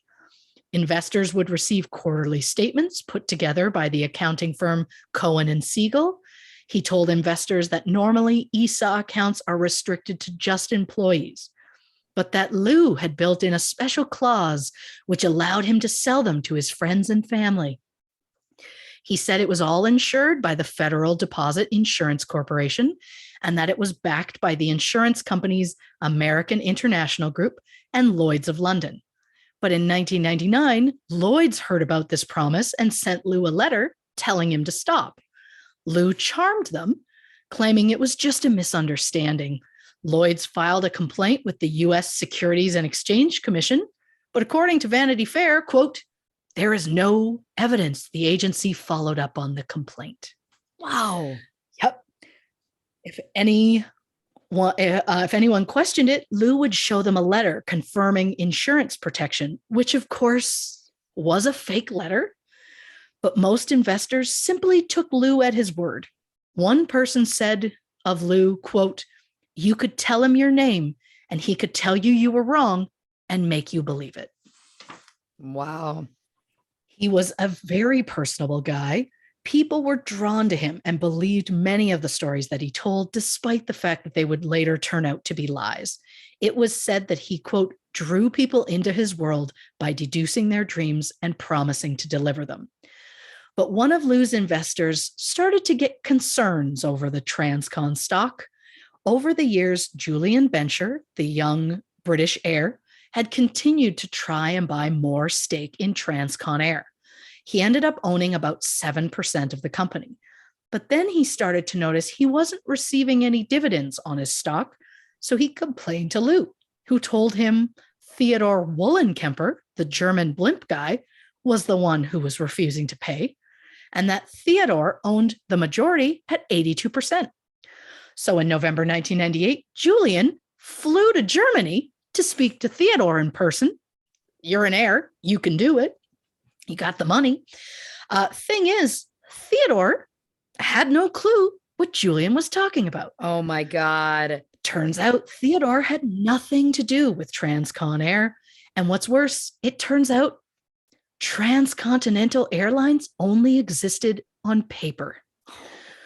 When Julian looked into things, he found that there were only 3 planes attached to Lou Pearlman, not the 49 that he had previously been told. And those 3 planes were actually owned by a small charter service named Planet Airways that Lou created in 1998. So Lou was selling stock in a dummy corporation. And when he needed to mail interest checks to some of his investors, he just went and got massive bank loans. In 2006, Lou approached dozens of banks, giving each a custom-made financial package so each would believe he was financially successful. He ended up getting loans from 50 banks, totaling $130 million. Whoa. When investors heard about his massive loans, they just thought, wow, if banks are willing to give Lou this much money, he must be a good investment. But as people would soon find out, Lou wasn't a good investment at all. In fact, Lou was running a massive Ponzi scheme, which brings me to Ponzi scheme side note. Just a brief background on Ponzi schemes so we can all be up to speed on what a piece of shit Lou Pearlman was. I don't know how to say most of these words. Carlo Pietro Giovanni Giuliano Tebaldo Ponzi, wowza, was born March 3rd, 1882 in Italy. Ponzi would come to be known as a swindler and con artist who operated in US and Canada. He would promise clients a 50% profit within 45 days or 100% within 90 days. But in reality, he was paying the earlier investors with funds from the later investors. The scheme collapsed just after a year and cost his investors $20 million in 1920. So that works out to be about $258 million in 2022. Wow. Ponzi was charged with 86 counts of mail fraud and faced life in prison. He pleaded guilty in November 1920 to a single count and was sentenced to 5 years in federal prison. He was released after 3.5 and was almost immediately indicted on 22 state charges of larceny. He thought if he pleaded guilty to federal charges, the state charges would magically go away. He was wrong. No. In October 1922, Ponzi was tried on 10 larceny counts, took the stand, and played the jury like he played his investors, and he was acquitted. When he was tried a second time, the jury was deadlocked. At a third trial, he was found guilty and sentenced to an additional 7 to 9 years in jail. Ponzi was released on bail September 1925 and fled to Jacksonville, Florida, where he started to offer investors plots of land that were essentially just swampland. He promised a 200% return in 60 days. He was indicted by a grand jury in February 1926, charged with violating Florida trust and security laws. He was found guilty, sentenced to a year in Florida State Prison. He appealed his conviction and was freed after posting a $1,500 bond.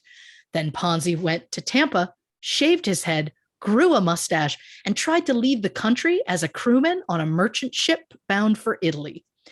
But he foolishly told someone on the ship who he really was, and word spread, and he was arrested in New Orleans. Oh, for God's sake. He spent 7 more years in prison.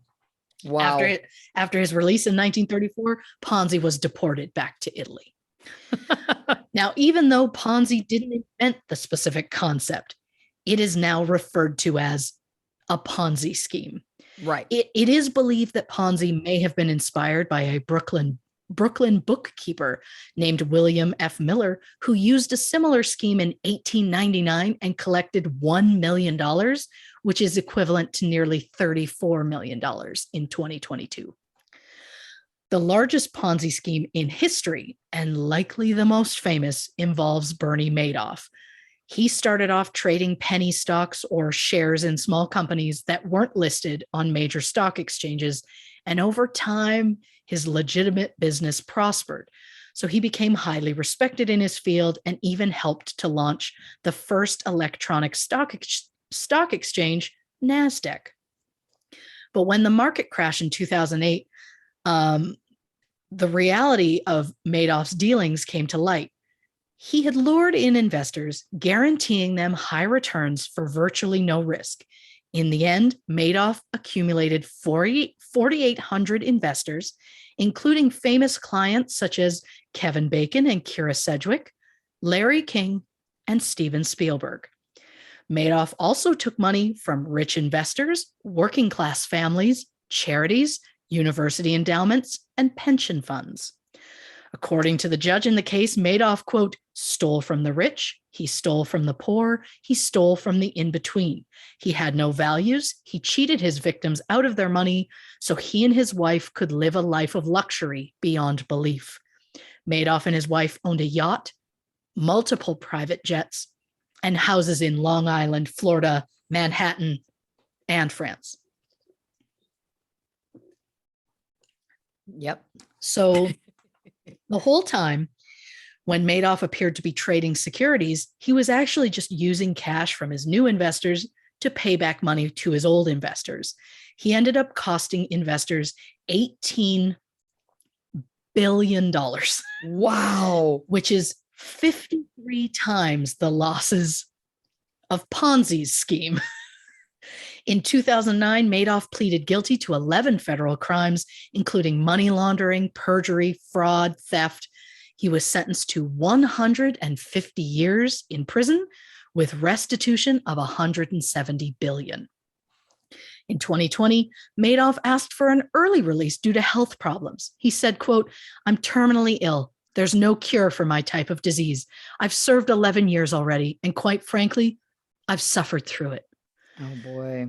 The judge denied his request. During his incarceration, Madoff died from chronic kidney disease in April 2021.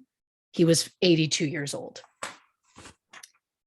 When compared with Bernie Madoff, Lou points out, quote, he was just a scamster.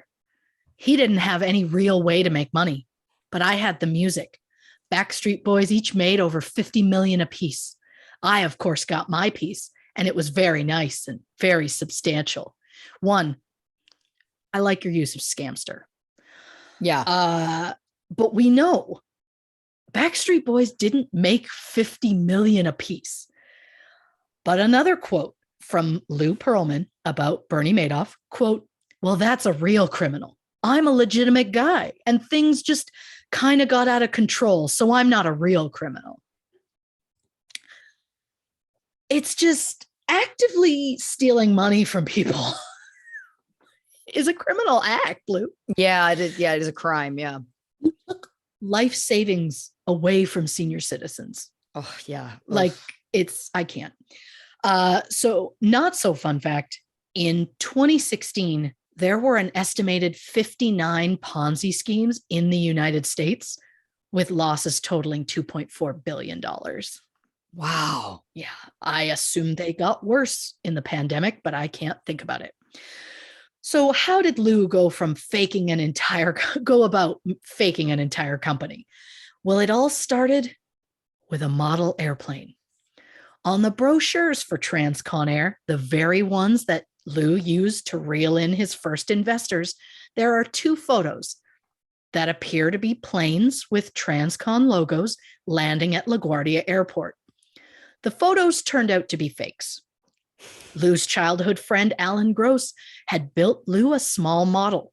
Lou put the Transcon logo on the planes, took the toy to the airport, held it at the very end of the tail, and took pictures so close it looked like the plane was about to land.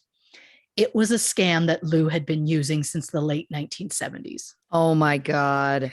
So since Transcon didn't actually have any planes, anytime Lou needed one, he'd either use a commercial airline like Delta or an American or something, or he would lease a plane and then tell its occupants the plane belonged to him. And when Backstreet Boys and NSync became massive success, Lou was able to use the success to reel in more investors, who had no reason to believe that this man couldn't deliver what he promised. He made them believe they were investing in a good thing without risk. Many of them even believed that they were a part, like they would own a part of the band. Oh my God. And a lot of this was even after all of their court stuff. So it's like they didn't even look into the guy. But I am in no way blaming anyone that this guy tricked into anything, because just gross. So the whole thing of it is, if it seems too good to be true, yes, it probably is. Unless it's us. We're a goddamn delight. That's true. Investors were scammed for years. They received quarterly statements that looked legit. The thing is, they weren't. The financial statements were all made by the accounting firm Cohen and Siegel and signed by Lou's financial guy, Harry Milner. Thing is, the phone number for the accounting firm went to a secretarial service who were all told the messages were to be transferred to Lou. So it turns out Cohen and Siegel didn't exist. Oh my God. Lou had set the phony firm up in 1995. But what about Harry? Harry Milner, his financial guy. Harry Milner is a real person. He worked with Lou until 1989. And then when he left, Lou just started forging Harry's signature on financial documents and did so for years, even after Harry's death in 2003. Oh my God. Just when you think this guy is done, he's not. Lou. I know. In 2006, numerous investors were trying to get some money out, but they started to get the runaround. At first, Lou was personable and always quick to take meetings, but once they wanted even a portion of their money, suddenly Lou wouldn't return their calls. In February 2007, the FBI raided Lou's Windermere mansion and said it looked like someone had left in a hurry, as the 2 safes in the house had been emptied and left open. Lou was nowhere to be found. Soon after, Lou tried to transfer $250,000 to an account in Germany from one in New York. Investigators were able to freeze the transfer before it could go through. In February, witnesses claimed to have spotted Lou in Berlin, but investigators were unable to find him. 4 months later, Lou's whereabouts still unknown. His assets were liquidated to pay back some of the money that he owed. A property auction was held in June 2007. An example of some of the items at the auction include electronics, office furniture, sea-doos, airplane parts, an oxygen tank, lava lamps, a ping pong table, 80,000 microphones. What? And a key to the city of Orlando. They can reuse that. They can reuse that. Right? Yep. Get them right in. They were also gold and platinum records from Backstreet Boys, O-Town, NSYNC, LFO, Take 5, and Aaron Carter. The auction made just over $200,000, which is an incredible amount of money, but is just a drop in the bucket because an investigator found $317 million was missing from Transcon Air's ESA accounts, and an additional $156 million was missing in bank loans. So $200,000 isn't going to help much in that case. Nope. And then on June 14th, 2007, Helen Huntley, the personal finance editor for the St. Petersburg Times, received an email from a German computer programmer named Thorsten Iborg. Thorsten was on a scuba vacation with his wife in Bali. Bali? Is that how you say it? Bali, I guess. Bali, yes. Bali, Indonesia, and believed he had spotted Lou Pearlman. When he Googled Lou, Helen's blog Money Talks had come up, so he decided to contact her. Helen had been writing about Lou for months after numerous investors contacted her about Lou's sketchy ESA accounts. Helen asked for more proof. Thorsten emailed her a photo, and sure enough, it was Lou Pearlman at the same resort. Helen forwarded the info to the FBI, who sent some nearby agents from the American embassy in Jakarta to the resort. When they arrived, they decided they're going to grab a quick bite before arresting Lou. And they ended up in the same restaurant as Lou Pearlman. Lou had been registered at the resort under the name A. Incognito Johnson. Stop it. You can't, it's just the ballsiness is what I can't. Well, I'm building a profile. Yeah. Oh, I bet. I can't wait. According to his passport, he came to Bali from Panama. Lou was taken to Guam, as it was the closest U.S. territory, where he remained imprisoned for 1 month before returning to Florida in July. A second auction was held August 25th, 2007. By this time, it was through the bankruptcy court. Some of the items at this auction included boy band memorabilia, fine china, furniture, appliances, and a gold 45 of Crying in My Sleep by Art Garfunkel. Oh. The auction was attended by 400 people, as well as an additional 178 people online. Some of the top selling items included a statue of Anakin Skywalker that went for $1,100, a Baldwin baby grand piano that went for $3,800, and a golf cart that went for over $10,000. And for those who can't understand why a golf cart would be that expensive, apparently it was designed to look like a Cadillac Escalade. Oh my God. Yep. The auction brought in a total of $280,000. The bankruptcy court also put Lou's Windermere mansion up for auction in 2007. It was purchased for $7.1 million, although Bank of America had first dibs on proceeds from the sale, so that they would get about $6 million from that sale.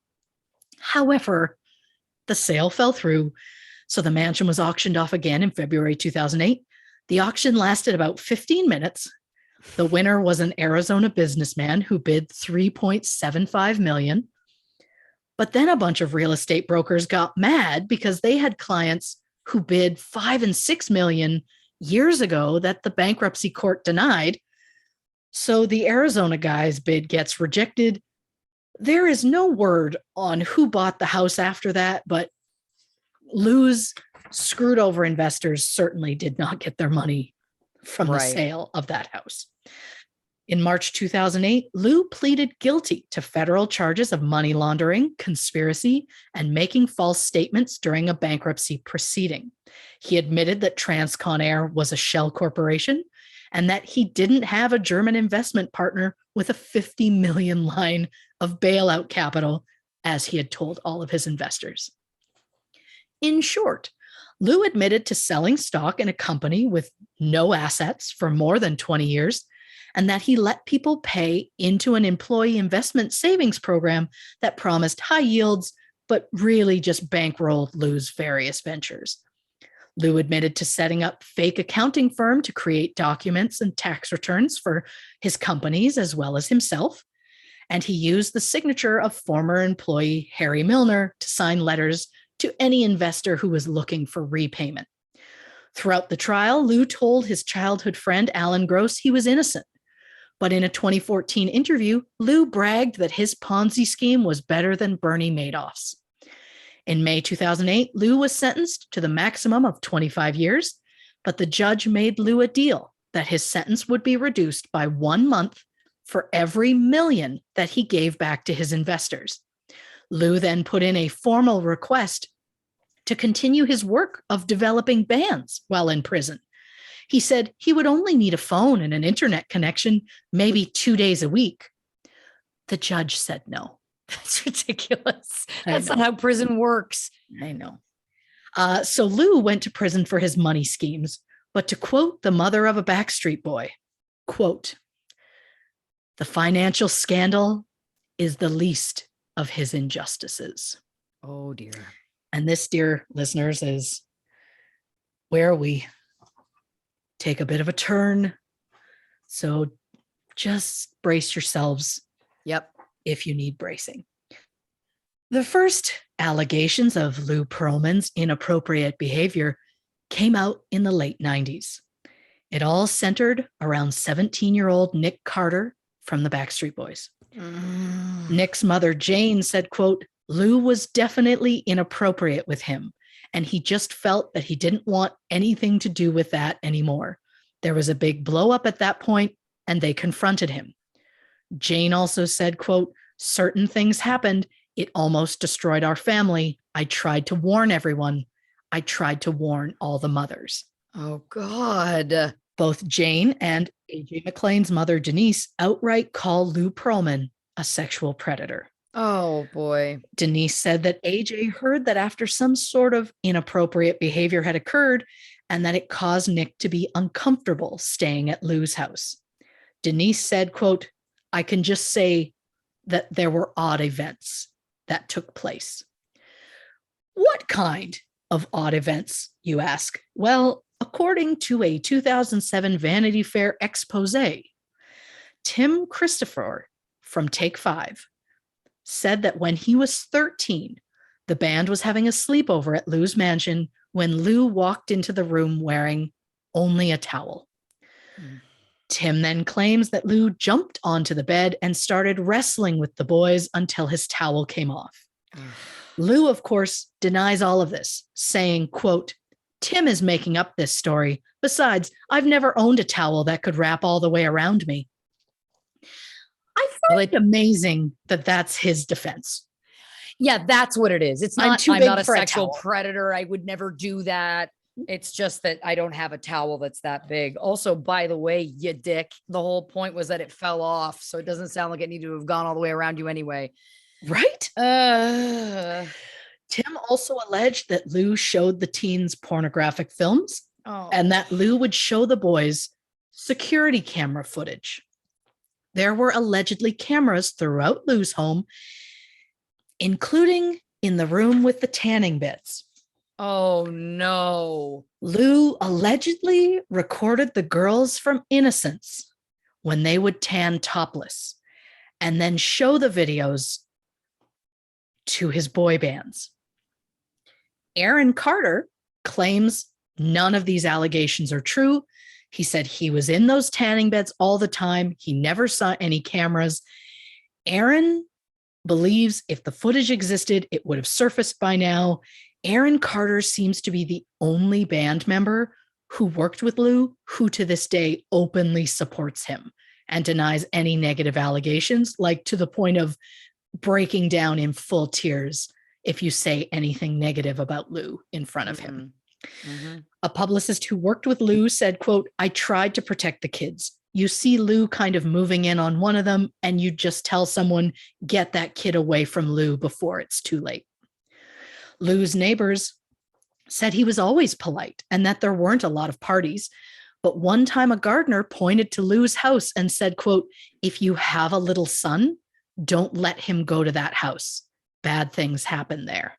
Oh my God. Lou, of course, denies every accusation in the Vanity Fair story, saying, quote, you know, the accusations that came out in that article, none of it was substantiated. Nobody who I've made a success has ever accused me of anything negative like that. The Vanity Fair piece interviewed only people that had a grudge. Okay. Mm-hmm. Only people I made a success. I thought Take 5 was successful for you, Lou. Wow. And they were, you know.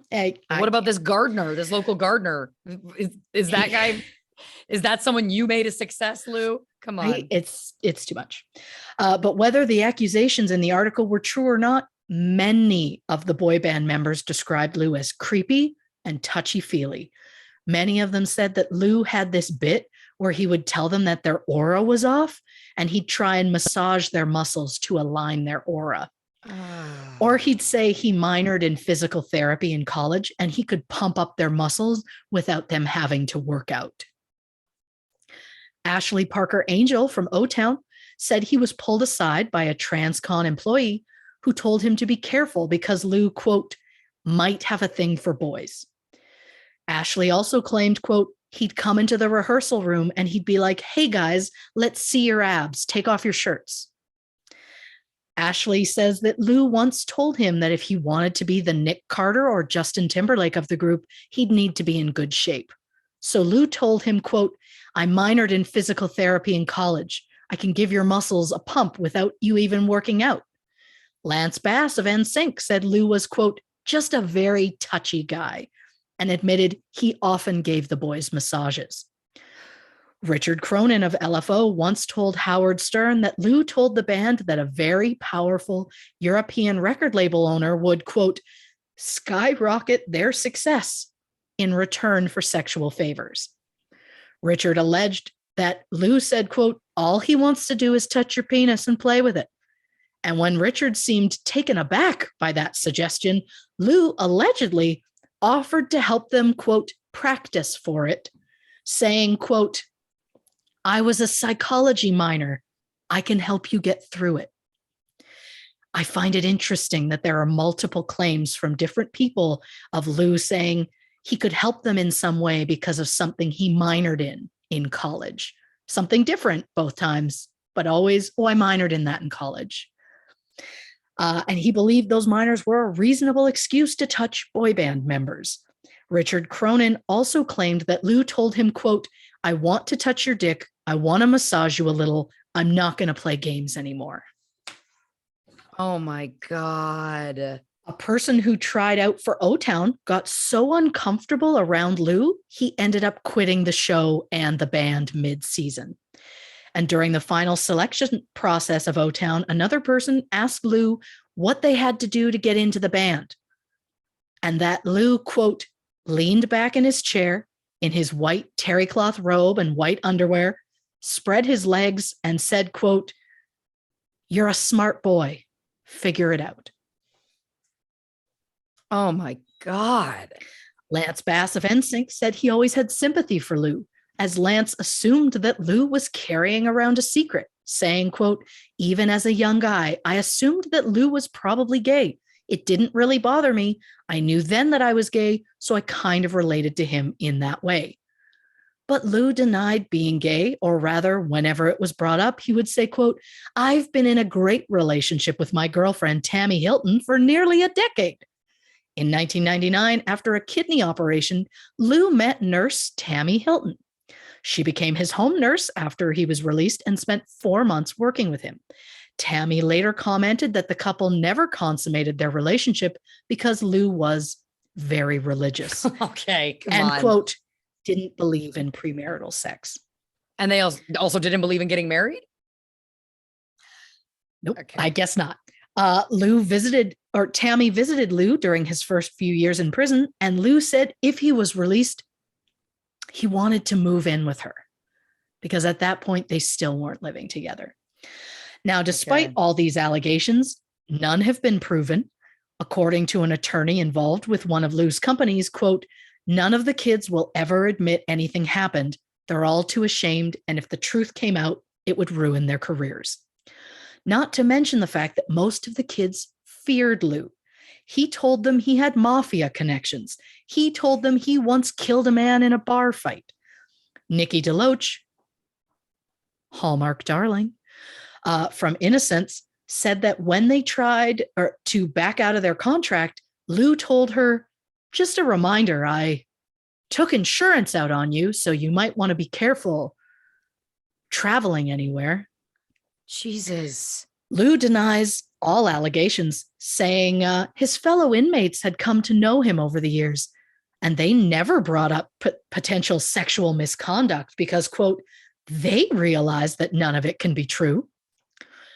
One thing I keep noticing in Lou's statements about the misconduct is he never outright says, no, it didn't happen. Yeah. He always is like, this person wouldn't believe that. And it's like, okay. He always just spins it with something else, like the statement, it couldn't possibly be true because the guys in prison believe him. And listen, this isn't any slight. There's lots of great people who have been in prison for the wrong things or minor crimes, but I don't know that I'm going like, oh, a group of inmates believe you? I'm sold. Like, what?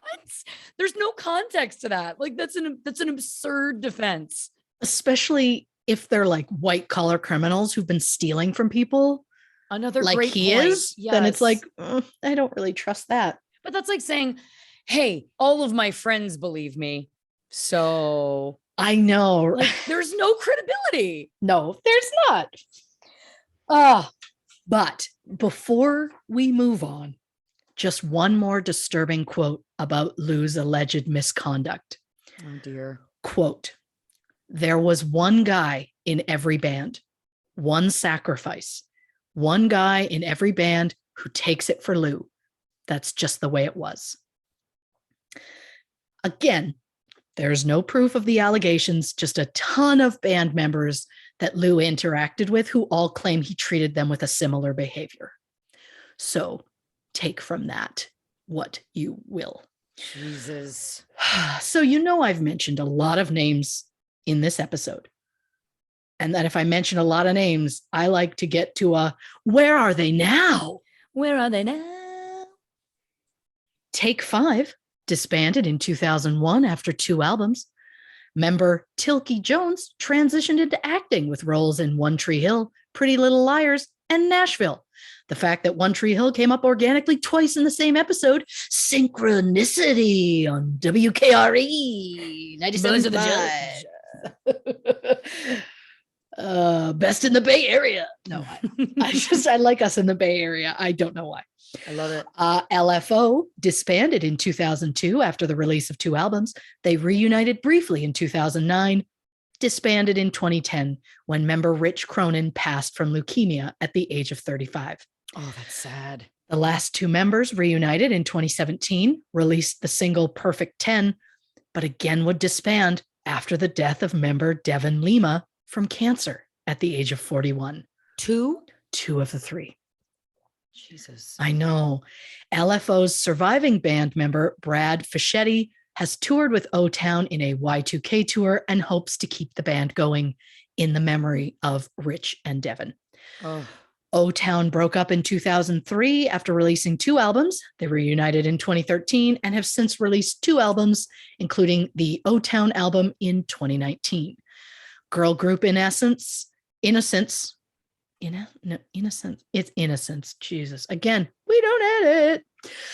Disbanded in 2003 after 1 album. Kevin Richardson left the Backstreet Boys in 2006. They released 2 albums without him.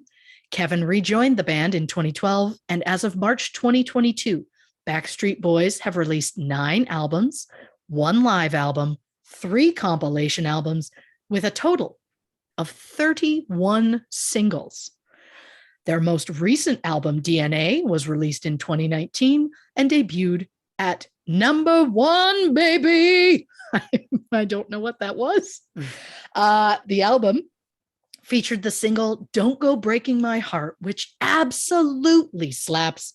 The Backstreet Boys received a star on the Hollywood Walk of Fame in April 2013. NSync released 4 studio albums, 3 compilation albums with a total of 18 singles. Justin Timberlake was the most successful member of the group to branch out to a solo career. He has since transitioned into acting, but we don't care because #Justice for Britney. For real, though, have you noticed that Justin always brings up Britney when he's doing a new project, as though he realized years ago that people only care about him when he's talking about her? Either way, he's a schmuck. Allegedly. NSYNC received a star on the Hollywood Walk of Fame in April 2018. With exception to the German group US5, every musical group that Lou created sued him in federal court for fraud or misrepresentation. All lawsuits were either won by the groups or settled out of court. Lou's biggest solo act, Aaron Carter, released 5 studio albums, 3 compilation albums, 5 video albums, with a total of 31 singles. His most recent album was Love in 2018. To this day, Aaron seems to be Lou's biggest supporter, adamantly denies any wrongdoing, and gets quite angry to anyone who says otherwise. Lou's childhood friend and former business partner, Alan Gross, died in April 2018. He donated his airship collection to the University of Akron, which is so pure. Yeah. And what about Lou Pearlman himself? Well, Lou's sentence was reduced by 4 years for good behavior. Although in an interview, Lou brags that he had given back nearly $40 million to his investors. And yes, funds nearly totaling $40 million were recovered, but Lou had nothing to do with it. The money was tracked down by people who were appointed to Lou's case from the bankruptcy courts. So of that money, maybe 4% will go to the people that Lou defrauded. Lou never got the permission he needed to keep working. He tried to get a reality show going that would show him putting together boy bands from prison. I need you to know that I'm serious. He wanted to call it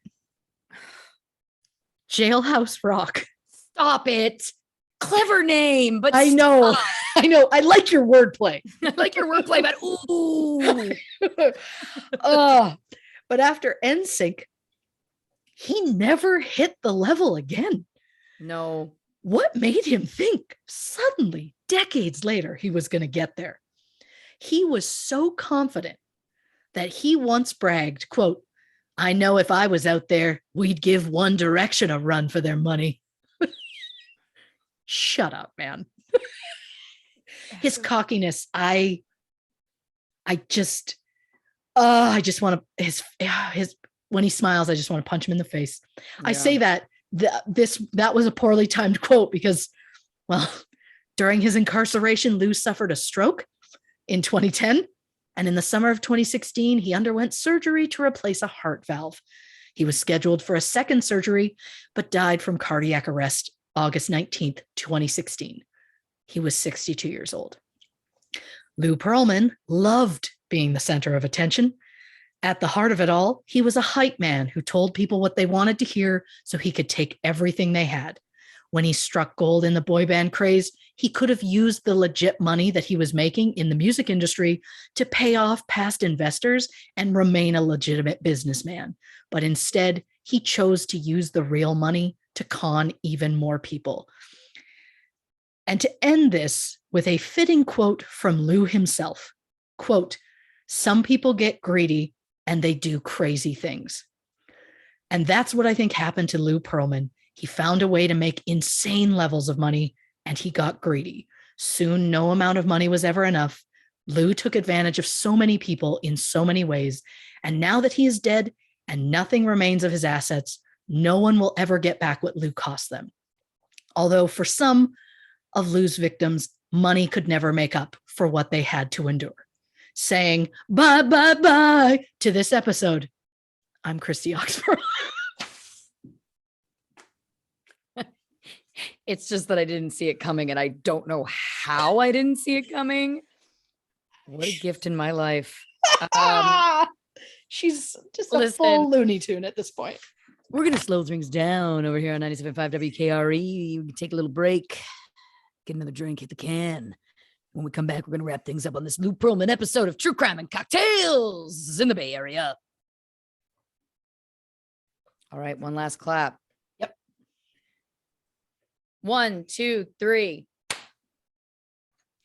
Welcome back to this episode of True Crime and Cocktails. Of course, we are talking Lou Pearlman, con man, all around skis. Thank you for that. And predator. Yes. Oh God, what a journey. I've got so many thoughts here. Again, I love going back to my very first one. It just says 5, download. Yeah. What I loved is as you were telling this first story about him and this business he started with the newspapers and that he would get money and whatever, I was just like racking my brain about like, but wait a minute, how did he make money at this? So then when the reveal was that it was a lie, I was like, that makes sense. Because it just felt like, again, like, anyway, the quote, "When I'm rich, people will like me." That's the moment I put on my psychologist hat and I did not take it off for the duration of this episode. Yep. The fact that as a child, he made that statement says so much to me about what seems to me from that age. And there's stuff that's happened later. And I will talk about this all through my thoughts, a deep seated self-hatred. And I know that you could interpret that statement as like, oh no, it's insecurity. But I think that, I mean, I think the two go hand in hand. I think he's like, nobody likes me because I'm the worst, basically. Yeah. And like, and he's right. Well, yeah. And again, I'm going to get into this more, but that to me was the first nugget that I think then as I went paid off, because my thought right there was, I'm like, this is a narcissist. This is a narcissist who thinks that, because narcissism, again, when we're talking in the true form, is rooted in a true deep self-hatred that is so intense that the personality cracks to basically make, causes the personality disorder to swing the other way, to believe that I am all powerful, I'm better than everyone, I can evade the police, all of these kinds of themes. Right. When in reality, all of that is just masking. That's kind of like the root of it. And to me, that's proof that, again, pays off later on, which I'll get into in a bit.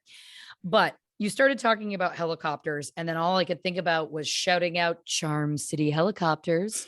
If you don't know that reference, go back to Murder on the Rooftop, one of our first episodes we ever did. And then you kept saying charmed in that section too. And I was just like, it was taking everything in me not to just say it in the moment. I love that I hear the word charmed. Mm-hmm. And my brain, I'm becoming you. My brain goes, Semi-Charm Khan alive. Oh, yeah. Oh, I hear that. When you started talking about US military blimps, all I could think was like, blimps seem to have a lot of issues. Like, are they practical in war? I think the answer is maybe not. I don't think they're used anymore. And I think there's good reason, right? Well, they did make a lot for the war. And I don't know if it was to replace the ones that had some problems. It's a great call. They don't use them now, do they? No. Again, I didn't think so. Again, it's just like when you're listing all of the things that could go wrong, I was like, I don't know that these are practical forms of transportation, let alone war machines. But anyway, big target. Big target, real big target. Okay.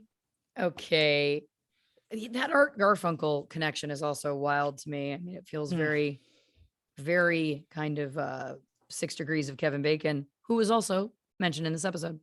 Well, that's fun. Now, Kevin Richardson and Brian of the Backstreet Boys being cousins, I was like, I feel like I knew that, but forgot that.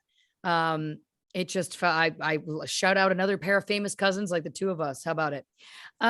If you would love to come on a show, I couldn't handle it. Nope. If Kevin Richardson and or Brian Luttrell are listening, we're open to it. My God, this whole thing about him creating their competition is so twisted. And again, to me, playing God, which feeds into my narcissistic personality disorder theory. Because again, it's like you were saying, well, Diet Coke, Diet Pepsi, why don't you just control both? I'm like, well, you're really playing God then, if you want to control both sides. And then when you get into everything he was doing in those contracts, I mean, it's so evil, for lack of a better term. It just feels, again, like it's like you're cut off from having humanity. Like you're cut off from being anything other than extremely self-fulfilling, which it's creating a profile. He also tried to make himself like the victim by being like, when the whole thing came out with Backstreet Boys, where he was like, well, you know what? Before I made a dime off this band, I put in 3 million of my own money. It's like, and then you made hundreds of millions of dollars. So it's like, you made your money back. And then some. It's like, so make your money back and then start being fair with it. It's just wild to me that no amount was ever enough for him. Yes. And it's silly because it's also short-sighted business, because if you made them a decent deal, if you really believed in them, then he could have managed them their entire careers. And we know how much they've sold. Like you could have made, if you were just a good person, you could have been with them all, never done jail time, all these things. Yep. Amazing things could have happened for you, but because you were greedy, that's what ended up happening. Yep. You brought up TCB Wise. For those who don't know, that is a yogurt shop. Shout out friend of the podcast, Leslie Seiler. When we were touring with the Second City, one of our first gigs ever was in a very, very middle of nowhere town in Canada. And we pulled up for a stop somewhere. And from the back of the van, Siler just yells, "Take me from behind. There's TCBY," which I'll never forget. That's anytime I hear TCBY, that's what I think of. Now listen, you got into Lance Bass and the discrepancy in how much money he claims they were paid.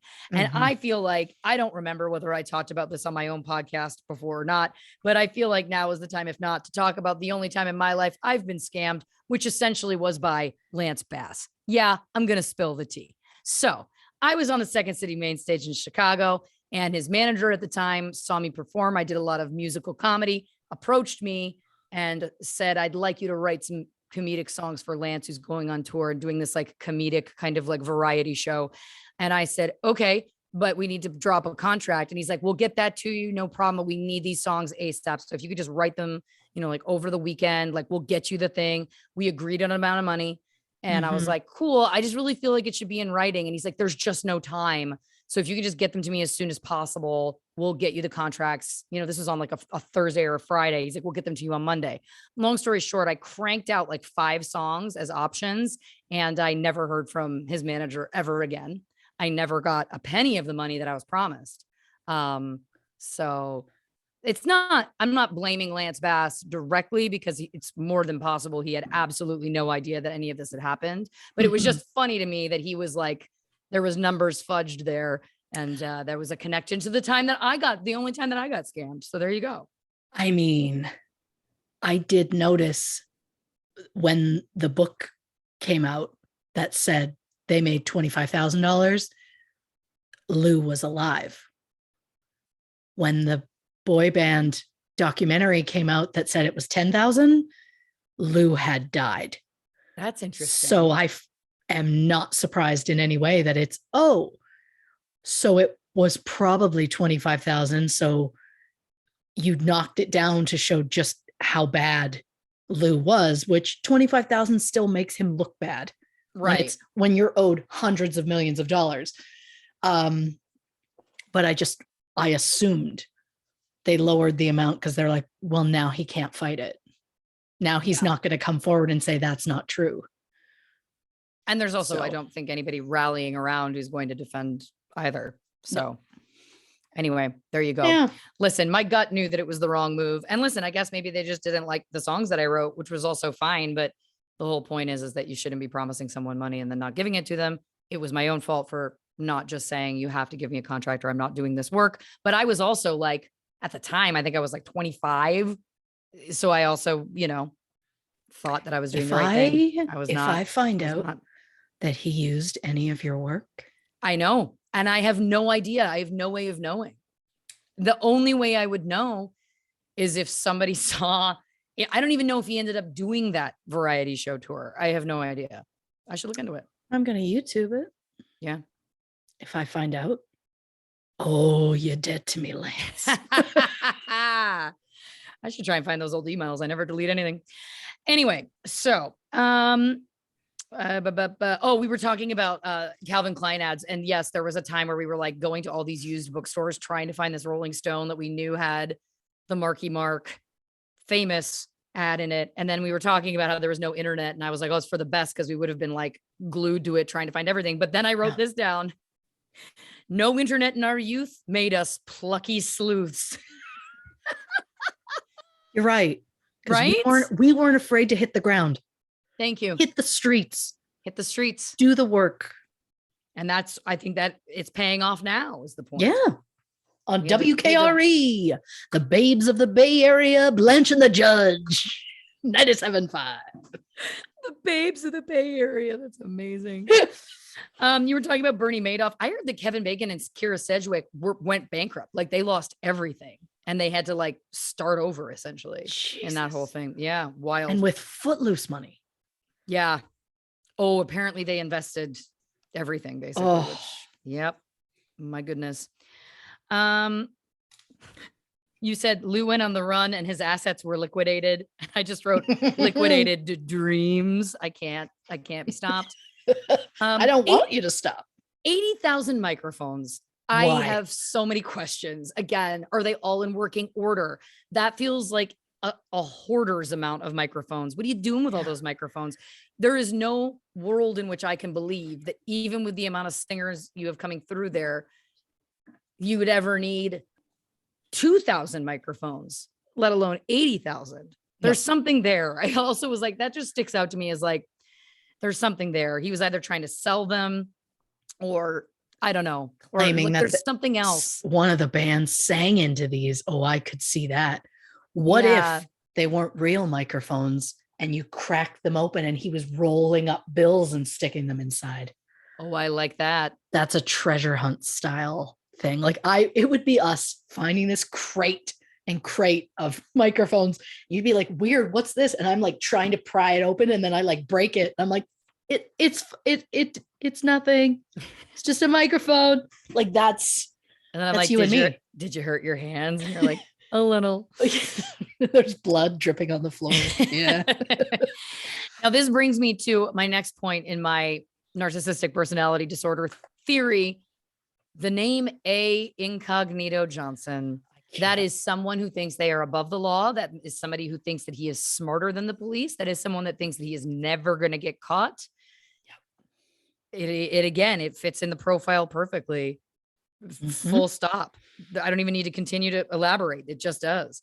I don't love that he has a statue of Anakin Skywalker. If it's Anakin Skywalker as a child, which is typically when we refer to that character as Anakin, when he grows up, we refer to him, of course, as his adult name, Darth Vader. Anyway, I'm sorry. Point being, only because he's a little blonde boy. And that makes me feel like what we then learn later. Yeah, I did like not. You're great call. I did not catch. I was like, oh, Anakin, that's a name from the Star Wars. And I left it at that. It didn't dawn on me that could specifically be a child. Yeah, I mean, it's either the little boy or Hayden Christensen is basically how we've typically seen that character. Well, I don't like either options in a grown man's home. Because Hayden Christensen was also pretty young. I mean, when he could have been a boy band. Yeah. Oof. So again, just when we know these other allegations, it's not painting things in a good light there. If you happen to be listening to this and you bought that statue for $1,100 in that auction, 2007, if you could send us a photo, we'd love to see it. Yeah. We just want to know. Yep. Show us your receipt, the proof that it was from that auction, and a photo of the bust. The statue, not a bust. Whatever. Oh, how there aren't true crime and cocktails busts, I'll never know. Well, there's not enough clay to get the bust. Thank you. Oh, there we go. There we go. I mean, yes, your point also that he would talk about like the mental games that the boys have said that he used about like, well, I have a minor in psychology or I have a minor in this, like all of those games again, it feeds to like this narcissism to me that feels again, like he's smarter than everybody. He can get away with everything. The quote that there was one guy in every band who had to be a sacrifice is the most chilling thing I've ever heard. My God. Then I wrote down Tilky is a cute name. That's all. Ashley Parker Angel. I remember him being hot. Oh, accurate. These are not the notes of an adult woman. This is how we cope. Well, wait for it. O-Town. Just how dirty is this new album? I'm a find out. I literally wrote, I'm a find out. So that's where we're at there. The reality show from prison, which I hate myself for liking the clever title of Jailhouse Rock. The logistics, Lou. Here's the deal. Do we see some reality shows or doc series that go into prisons? Of course we do. Have we seen inmates get interviewed for things? Yes. But a full-fledged reality show shooting in a prison is not going to happen. I don't think that many prison wardens, I mean, I know prisons are for profit and awful, and there is a world in which there might be a shady prison warden who's like, yeah, we'll take the money. But I don't know that they're going to allow a full-time camera crew, if for no other reason, the insurance alone to try and insure those camera crews and production staff being in a functional prison. That is just asinine. but once again proves to me that this is a man that thinks he's smarter than everybody, and he's not. Now, the last thing I have to bring up, I would be remiss if I didn't mention this. The Aaron Carter of it all, it just feels to me, and I say this truly from a place of compassion, truly. I think it is safe to say that we have all been witnessing over the past handful of years. Aaron Carter has gone through what I think could be described as some public mental health crises. Openly, this is not a speculation. This is kind of a fact. Yeah. His vehement defense of Lou Pearlman does not make me feel reassured that he wasn't a victim. No. And I'm not saying that he is or he isn't. It's his story to tell. It is not my place. But all I'm saying, again, in my psychologist hat is that it doesn't make me think that that's proof that he's not. If anything, it makes me worried for Aaron Carter even more, that it's is there something else going on with you that perhaps has been, is there trauma that's being repressed? Is there trauma that is at the surface? Which again, heartbreaking. And then my last point on that is I don't know what the timeline is with Aaron Carter in terms of his kind of like public, because there's been a lot of stuff that's been public that he's been going through again for a few years. But I'm curious, knowing that Lou died in 2016, I would be curious to go back and try and timeline it out to see if that corresponds with an uptick in Aaron Carter's mental issues, or crises, I guess would be a better way to describe them, since there has been, again, I'm talking like for people who aren't familiar, like police being called, those kinds of events, because he's having issue. I just offer that again. And again, from a place of true compassion, that it makes me even more concerned for him that perhaps there's something else going on there. Because where there's smoke, there's fire. We've done this show long enough to know. And I am, of course, I am not saying, I'm not accusing anybody of anything, but I am saying that there are a lot of accusations. And if we've learned anything, where there's smoke, there's fire. And these kinds of things too are so sensitive and so difficult for the victims, that it would be more than understandable why people would not feel comfortable coming forward in a significant way. Although, and the people who have, I also give credit to, because it's also difficult that there isn't necessarily the concrete proof for them to be fully believed. But again, I tend to believe the victims of these kinds of crimes. Oh God, yeah. I can't even begin to imagine. And you're right. If they came forward while Lou's alive, it's their word versus his. And I know that part of it was him allegedly recording the girls tanning topless. And Aaron's big defense was, well, show me the footage. It's never come out. That's proof that it didn't exist. But tapes can be erased or deleted or destroyed, or whoever took them from Lou's house potentially was someone who just wanted them for themselves. But the argument that because the footage has never gotten out means it didn't exist is not, I don't think that's proof. No, but I think it's something he has to keep telling himself, because he also said, I was in those tanning beds all the time. He's like, I never saw cameras. And it's like, I bet he was thinking, if there was footage, I was in those all the time. So there could be footage of me. And I think his brain just does not want to even go there. So he's like, obviously that proves there's none. We've never seen proof. So that's and then of course, I would also offer that it's like, if he's trying to secretly film people, it would probably be very difficult to see where the cameras are. Yeah. Again, I'm saying this with nothing but compassion. I have a huge amount of compassion for that guy, because it feels like there's a lot happening lot happening for him. But yeah, these are not concrete pieces of evidence of Lou Pearlman's innocence at all. No, I haven't seen any concrete proof of any innocence of Lou Pearlman. Yeah.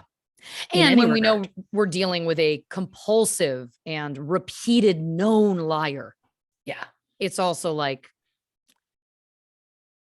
and also if we're going to get into it, and I will say this very briefly, because as we know, I am not a trained psychologist. And so it's really not my place, and I am also want to preface this by saying also, I am not suggesting that all narcissists are sexual predators at all. That is not what I am suggesting at all. But taking that out of the equation for a second, we do know that Lou had a God complex for sure. I mean, it's all through all of this shit. Yeah. And it would be understandable, or I could understand, let's put it that way, how someone who really liked to be in control of everything would really like to be in control of people that are younger than him. Does not, again, lots of those, crimes against minors are about control. Crimes, lots of sexual assault crimes are about control, and domination and those kinds of things. So again, it's like, it's not like he, like you're saying, there's no concrete proof of his innocence. And when you start to look at all of it laid out on the table, just saying, you could, if there was the murder board, you know what I mean? You could put some strings and pins that would maybe make some connections. Yeah. Speculating. Yeah. Again, when I suggested this episode, yeah, it was simply the scams that I had heard of, that I was like, oh, this could be a good, slightly lighter thing. And then the research took a real turn, and suddenly blasting boy bands in the background didn't become a thing, and I had to stop it and just live as a shell for a few days trying to figure out how that was going to play out. But I can't help where the story's going to take me. And what a ride, Lou Pearlman. What a ride. I had heard rumor actually of the assault accusations, but I actually had not, and I had also heard that he had been, I remember him being shady about paying the boys. Right. But I had never heard about these schemes. So listen, this was a wild ride for me, and kudos, because I feel like you really took us on a journey. And I sang through half of it again, which is usually my job on this show. So it was nice to feel the tables turn in that way.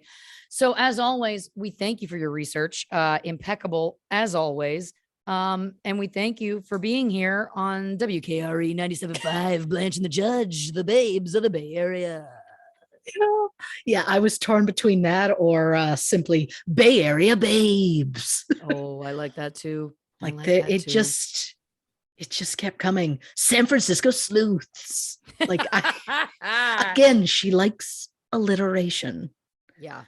I can't help it. Don't blame her. Nope. And thank you, dear listeners, for coming with us on this wild, chaotic journey. As always, we're so grateful that you're here. If you haven't already, give us a follow on social media, Instagram, Facebook, and YouTube at True Crime and Cocktails, Twitter at Not Detectives. And I feel like I've already derailed my own list. Just I've spoken myself up into a tizzy. It's because I'm now a radio DJ, not a podcast host. That's why.